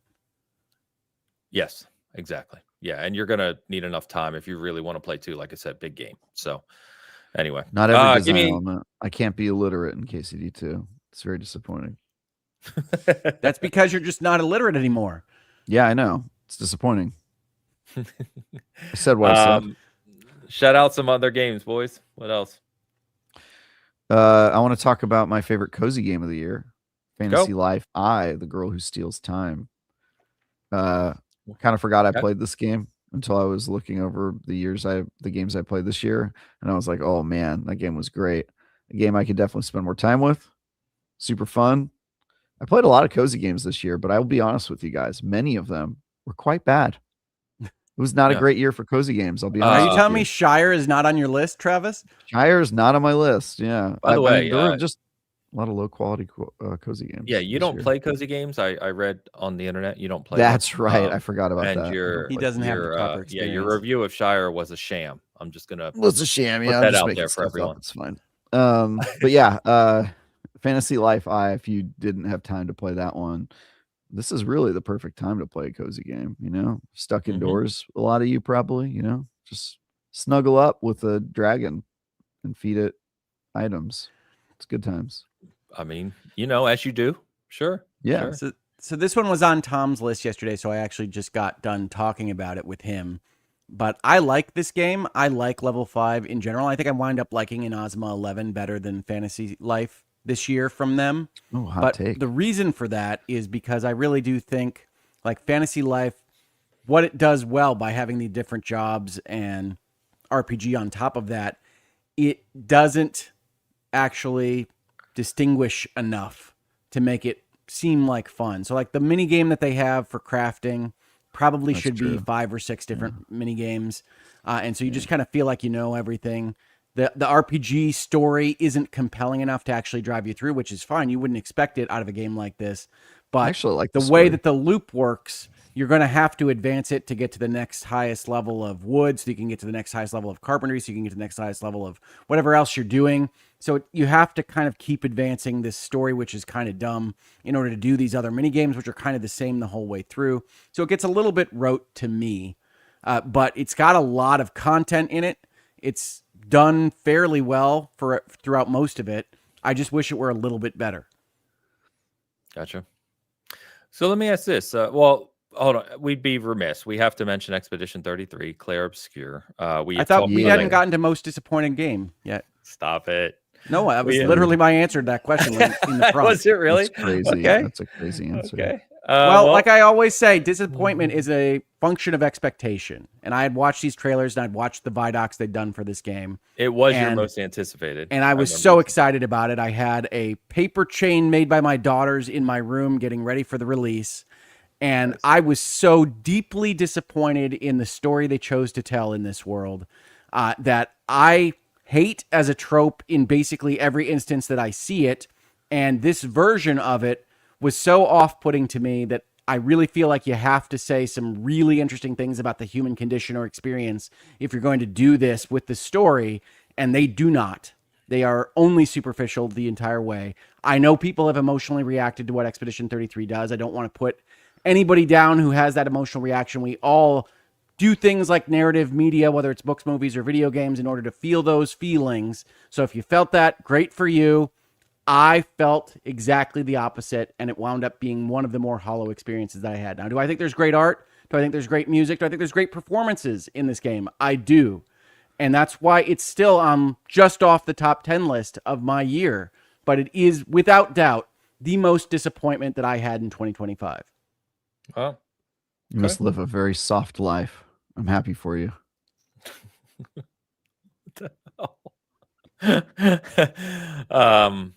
We've talked a lot about Expedition, but I feel we needed to mention it. So that's Hogue. I think I've said many times I'm higher on it than Hogue.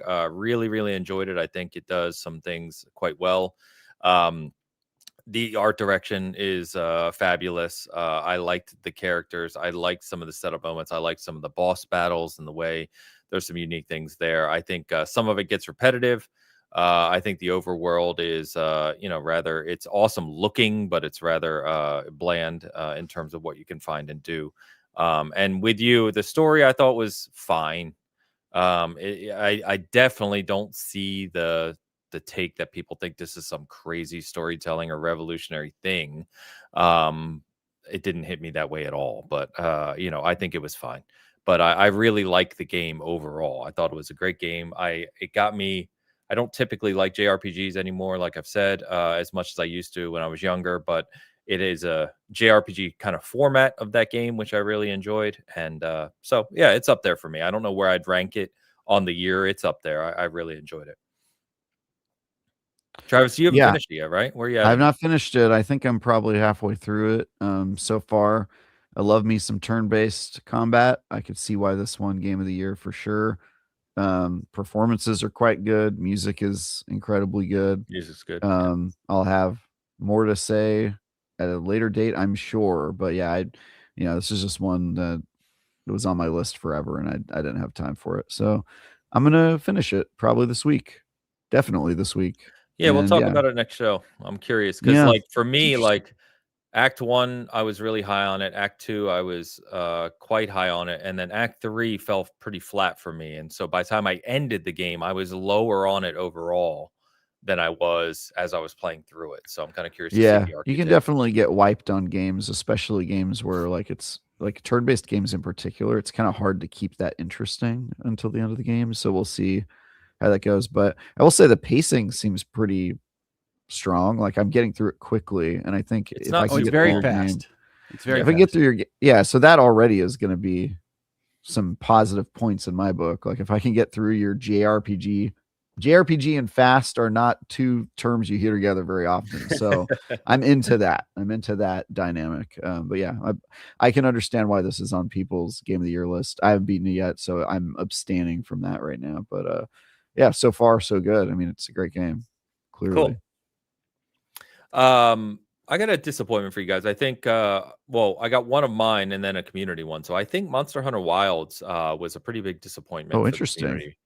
I'm not a big Monster Hunter guy. I knew that going in. I was doing this to play with friends, but it, very, very big hype to release early in the year. And then as the year has gone on, the community kind of turned on that game and it didn't have the depth or the kind of long-term investment that people expected out of a Monster Hunter game. Now that's before their big release last week, which was a big title update they added. So I'm not close enough to the community to know if that's improved it a lot. I would assume it has. But I think that's one I hope to get into more that I didn't. And then my personal disappointment, which sounds weird, but it's probably Doom Dark Ages. Interesting. I was very excited, like Hope for Expedition. I think Doom coming into the year was one of my most anticipated. And I do not like the giant mecha levels. I think they're a complete waste of time. I didn't really vibe with that game the way I was hoping to. The loop didn't catch me like 2016 or even Eternal. And then the break for those giant mecha levels and the flying on the dragon level, it's not why I'm playing Doom. It's just not why I'm playing Doom. And I worried about that before release. And when I played it, I was like, yep, I don't like this at all. So I want to go back to it. I have not finished it. I've got a lot to play of it, actually. I want to go back to it, but it just kind of turned me off a little bit. Interesting. My biggest disappointment is probably Avowed. That is on my list as well. Yeah, like just because I really love the Pillars world, and this was sort of being like built up as like the Skyrim competitor, ever since that trailer all those years ago. And it ended up being a pretty forgettable game for me. Not a bad game, just a game I got through and was sort of like, okay, that was the game, moved on. And hadn't really thought of it since, which is really not what you want from your, especially Obsidian games where like story and, you're hoping to have some memorable characters. I can't tell you the names of any characters in that game, like literally any of them. I can't remember. Bluefish guy. Bluefish guy, Garrus 2 is I think what we call him. Garrus 2, Bluefish Fishy guy. Boogaloo. Yeah, that's his official name, by the way. It's right there on the screen.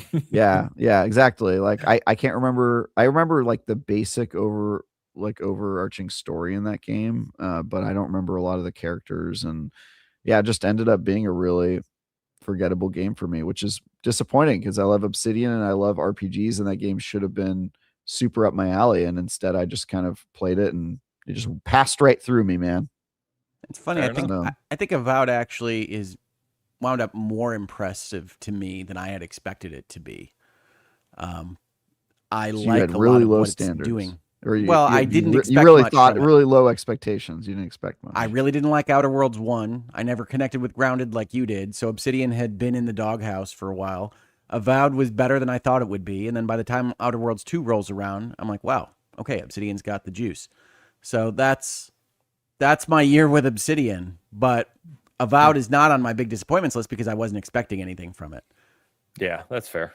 And Outer Worlds 2, to that mention too, is one of the games I have that I want to spend more time with. That's one I'm really enjoying. I just need to play it more. I haven't played it. That's the one where after Avowed, I was like, oh, maybe Outer Worlds 2 is not going to be that good. And then Outer Worlds 2 was much better. And I was like, oh, okay, got it. Cool.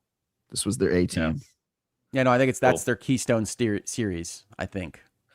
Yeah, I kind of feel like they put, I don't know, I would have expected them to put their A team on Avowed, to be honest with you, just because it's like a kind of well-known franchise, prestige storytelling type stuff. And instead, their A team was clearly on the other game. Yeah, I don't know. Which I'm cool with because I love comedy games. I think Pillars has always had an approachability problem. And then I think if you read the interviews about Avowed, like they had like a multiplayer version of, like, it's one of those rollbacks into single player land, almost like Veilguard.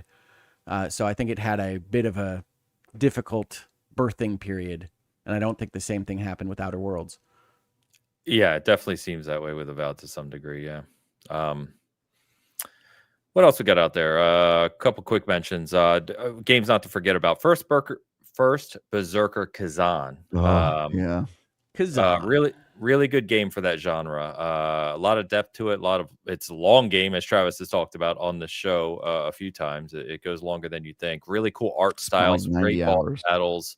So if you're one of those who enjoys that style of game, don't sleep on that one. It's easy to forget about it with the year we just had, but it's a great one.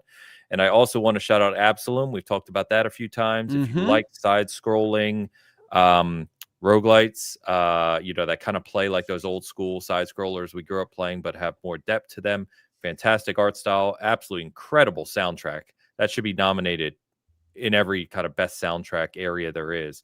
I think it sadly just didn't hit, to Travis' earlier point, didn't hit the mainstream enough to really get that recognition. But Absalom is great. I mean, I don't think anything should win out. on music over Expedition, but Absalom is great and the music is amazing.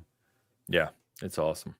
I didn't realize, well, I did, but I was playing it last week and I get to a boss battle and I'm like, this boss battle just fucking jams, right? The music. It's Mick Gordon, literally Doom. Like he wrote that song. So you have Mick Gordon and you have I forget his name now, but the composer for the From games as well on the same soundtrack. It's incredible. No, so. Absalom is great. Absalom was just off my top 10 list, and I think people shouldn't forget it. If we are moved on to games people shouldn't forget, go. I would like to put in a vote for The Root Trees Are Dead and Citizen Sleeper 2 as two narrative, weird indie things that I really loved this year. Root Trees Are Dead is the game where you are essentially a lawyer/investigator that's been charged with figuring out what this family's relationships are to each other so that you can get the estate properly distributed, which, if that sounds horrifically boring to you, I don't blame you. But also you're in the 90s and you have a version of the internet that allows you to go and search for things like music that somebody has made in the family to determine relationships, camera pictures, photos, letters that have been written to editors of magazines, magazine interview articles. You're going through this whole investigation process, and I think it's just a really well done game. The Root Trees Are Dead. Don't skip it. Citizen Sleeper 2, the sequel to Citizen Sleeper, is you are an AI on a spaceship, space-based, depending on where you are in the story, and you roll dice in order to determine what you can achieve in these various roles that you have on the starbase, on the spaceship, whatever it might be. Citizen Sleeper 2 takes the ideas from one, kind of broadens them out to give you more mission direction and more characters to interact off of. Really cool little story. Highly recommend it. Again, you have to like reading passages from novellas while rolling dice, but it's a really good game. So I would prefer those two games not be forgotten. Okay. I've heard great things about both of them. I played a tiny bit of Citizen Sleeper 2. I have not played Root Trees Are Dead, but I've a lot of positivity around both of those this year. So good stuff. Good stuff. One we didn't mention that's very highly reviewed. Silkenet reminded me of it and said they thought it was very overrated, but it's Split Fiction. Feels like that one's kind of gotten forgotten. I don't think it was overrated. I just think it was up against very stiff competition. It was easy to see it as a game of the year contender early in the year, and then the longer the year went on, the more you were like, probably not. I love Split Fiction. Yeah. It's a great game. I'm just not always in the mood for an action platformer, and it's very difficult to get to, I'm going to say the table because it's what I call it in board game land, but because of the way Hazelight makes these games, you have to have somebody that probably you've already been playing with want to play it at the same time that you do. And that's just a tricky thing for me in my life. I can't speak for everybody, but you just can't interact with these games at all on your own time. So that makes it a little bit harder to recommend. You can't play a multiplayer game alone. Yeah. That's his complaint. Yeah. Well, you can't. Yeah. There's no online. So no, I get it. It's a tragedy. The IGN discussion on this game was that if there was a category called best final like 30 minutes to a game, this would be. I've heard. I haven't played it, but I've heard that the final level is the last nuts. 30 minutes. You're like, oh, this should have been the whole game. Like, why wasn't this just the game? And it's amazing, but it's also just the ending of the game. So I think it almost needs its own category for the special stuff it did. It goes nuts. I think it's consistently compelling and interesting. They're constantly experimenting with what they can do, and it's better told than It Takes Two was. I know that I emphasize narrative and storytelling more than most that are looking at video games, and that's fine. But It Takes Two and The Book of Love and The Bickering Divorcees was just really just not a pleasant place to play a video game for me. And Split Fiction keeps the bickering. It's clear that Hazelight thinks that if you're going to build a co-op game like this, you're probably going to be sniping at each other in the room, and so we're going to have a bickering relationship.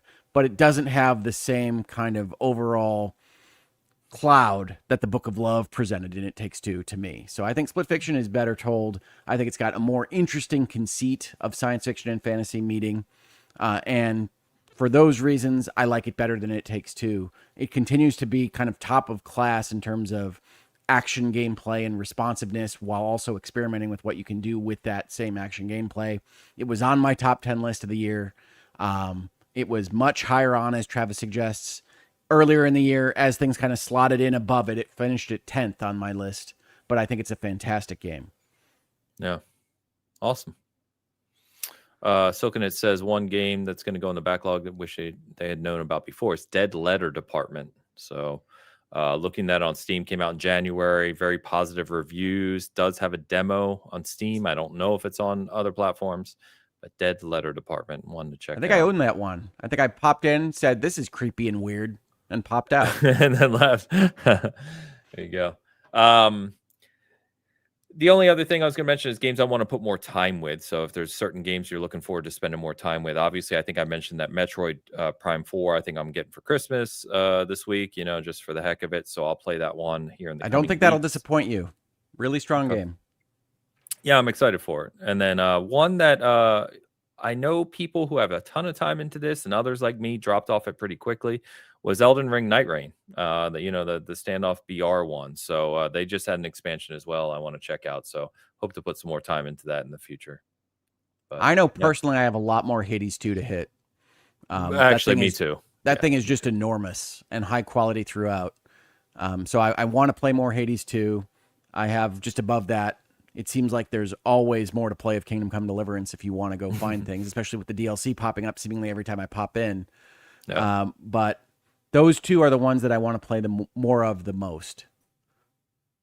Gotcha. Travis, what are you digging into? Obviously, you're playing Expedition, but what else? I mean, my answer is like all the games I didn't finish that are on lots of people's best game of the year lists. There's just a ton of those, especially after having heard like over 100 opinions of games I should play. However, one that's like pretty easy for me to like commit to playing more of because I tend to just play it on like planes and in airports and stuff is Hollow Knight Silksong, which a lot of people had on their game. Yeah, a lot of people have that on their game of the year list, and I can see the potential there. I obviously know what a Hollow Knight game feels like, and am gonna spend a whole lot more time playing that. And then I also continue to be impervious to Hollow Knight's charms. So that's I bounce off both of them. I've tried them a number of times. Very cool. I also want to play more Monster Train 2. Monster Train 2. That's one you guys. Yeah, see, I haven't touched that one, but I know you guys both love it.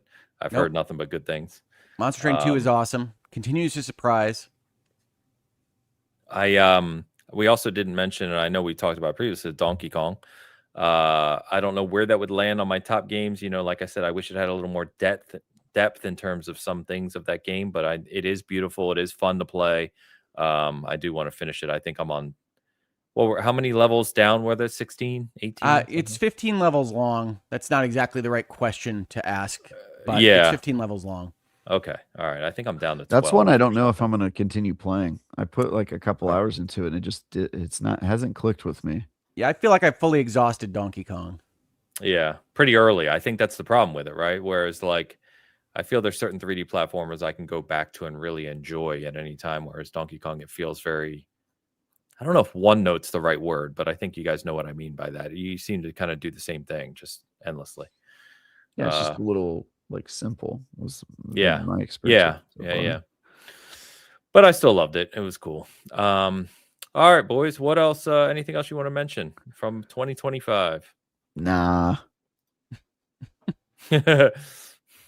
Interesting year. Had the Switch 2 release. We had Steam announcing new hardware. We got Gears and Halo going to PlayStation. We had layoffs. We had a lot of layoffs. That's for we did talk about that yesterday. Yep. Tom was on my stream. Okay. I was going to put that for biggest disappointment, but that feels like a cop-out, Yeah. No, I get it. Call of Duty bombing. That's another thing that was interesting this year. But anyway. But in other Microsoft news. So quickly, let's touch on the Marathon Vidoc, Travis. So And Hogue, obviously, I don't mean to exclude you, but I know this is typically in the. I didn't watch it, so you can exclude me. Okay, all right. I was going to say typically this is in our space. So we've talked quite a bit about Marathon early on. Obviously, Arc Raiders took over that conversation. We know everything that happened with Marathon with delays and whatnot. But in my opinion, Travis, I really like the Vidoc. I think Bungie always does these pretty well when they do these Vidocs for their games. But it really got me interested seeing more of what they've done over the past several months into leading into next year. And I think what I'm starting to see, which I think is the most important discussion, is I'm starting to see how it can carve its own community out separate from Arc Raiders. Because even though they're both extraction shooters, there's a lot of fundamental differences with how they're approaching that genre.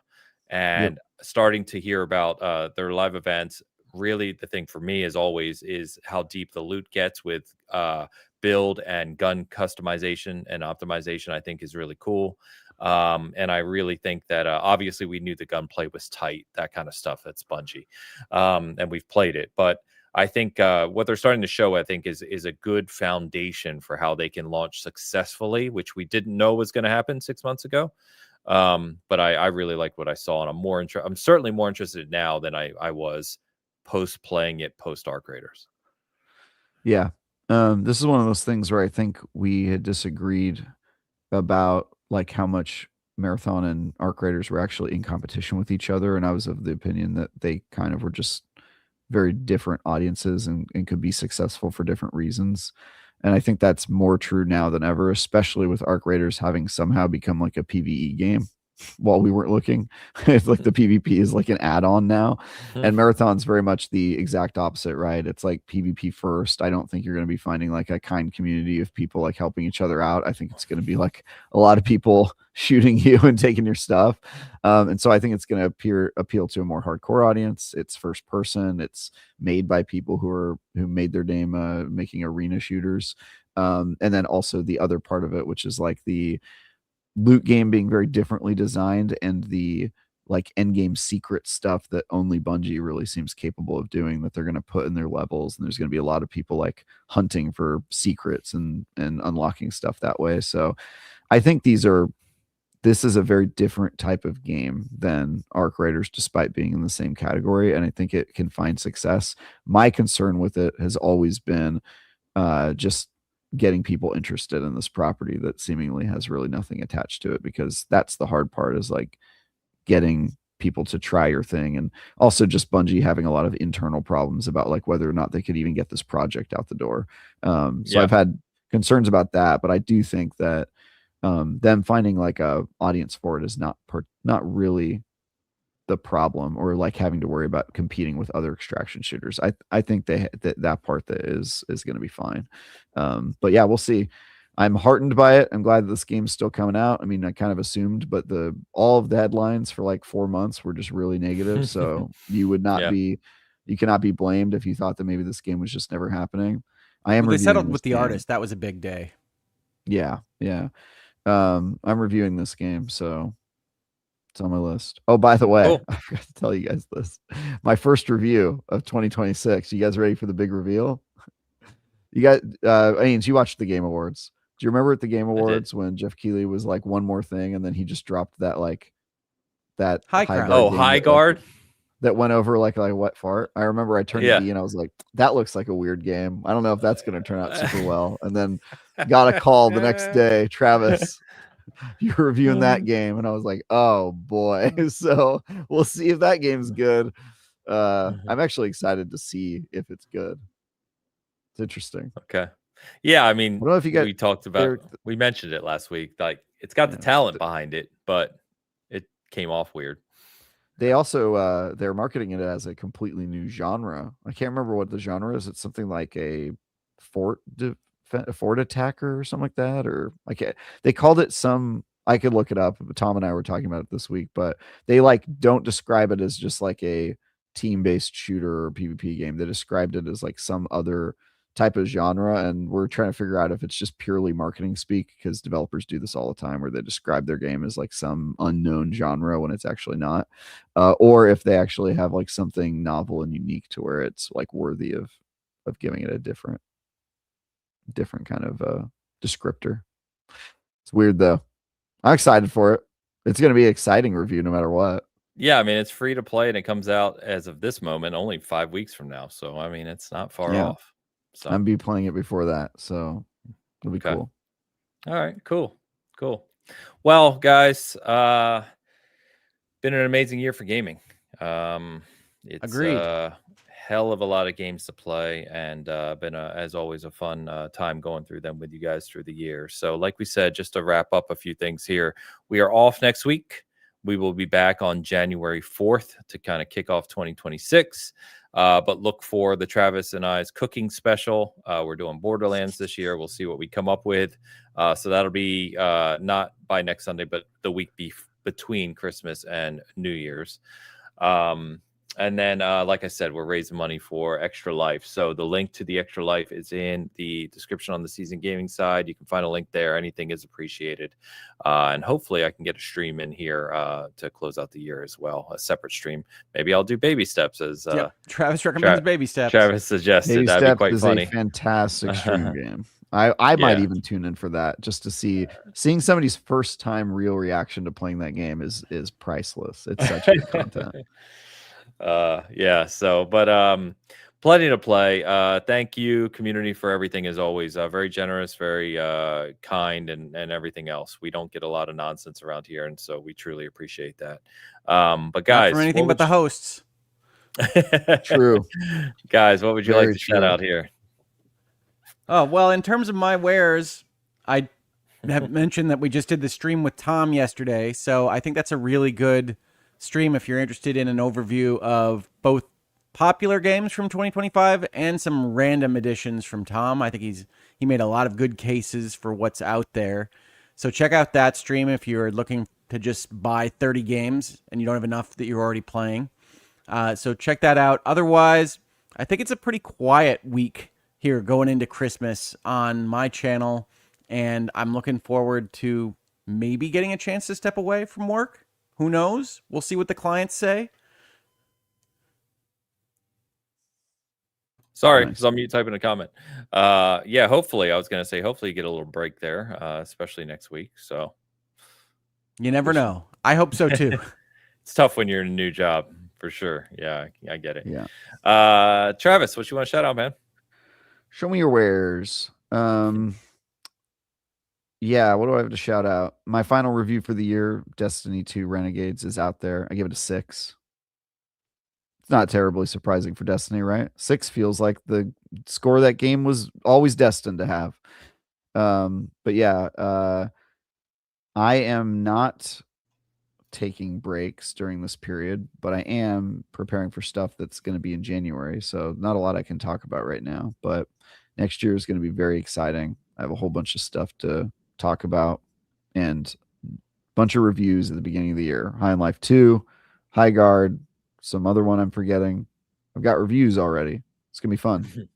So I'll see you next year, and may your hot family be your family. The Sometimes the robot, programming just the robot is failing. Yeah. Yeah. There we Yeah. go. Just don't know what to say to people around this time of year. The language. Happy model. Holidays is I pretty hope- effective. I hope your family is as close as the Fast and Furious family. That's what I have to say. Wow, you don't need to curse our audience. Now you say Happy Holidays. Happy New Year. Okay. We'll present our wares from the Borderlands cookbook next week. That's right. Yeah. I guess that's the only content I have to promote, right? Come watch Ains and I cook. Ains, do you have wares? Do I have wares to Tell me share? yours. Yeah, actually. Well, so the cooking show will be next week. I am supposed to talk about, so I will at some point, this chair that I'm sitting in that Razor sent me. So I'll comment about that. We do have a few reviews this week actually going up over the next couple days on a few games, including we're doing a tech review of Assassin's Creed Shadows on the Switch 2. We've got to look at Sleep Awake, which is Blumhouse's next horror game. So we've got that. Awake. Sleep Awake. That's literally the title. Yeah. So there's a couple things coming before Christmas still, and of course we have the SG Honors, which I told you guys about. So I'm actually finalizing kind of all the artwork with our graphic designer right now for that. That'll be going up probably Tuesday, where we celebrate, everything from the year, and that's for all the season gaming contributors, and it's a big team nowadays. My answers are all the for us. correct ones, by the way. It's going to be an interesting mix. So if you haven't checked that out before, definitely check that out. I'll be posting it up. It'll be the feature on our site here in a couple days. So, but other than that, looking to spend some more time with the games and coming back fresh in the new year. So, remember, comment, shout out to the Fish String says, "Have a great holiday, everyone." Thank you, my friend. Max, hope you're doing well. Hope you're still out there racing, of course, race car buddy there. So, thank you for that. Appreciate it. Chat, as always, you've been awesome. Thank you for a great year of conversations. Thank you for a great year of hanging out with us. Appreciate you as always. And guys, I think that's going to wrap us up for 2025. All right. Yeah, boy. All right. We will see you in the new year. Happy holidays, everyone. We'll talk to you soon. Bye.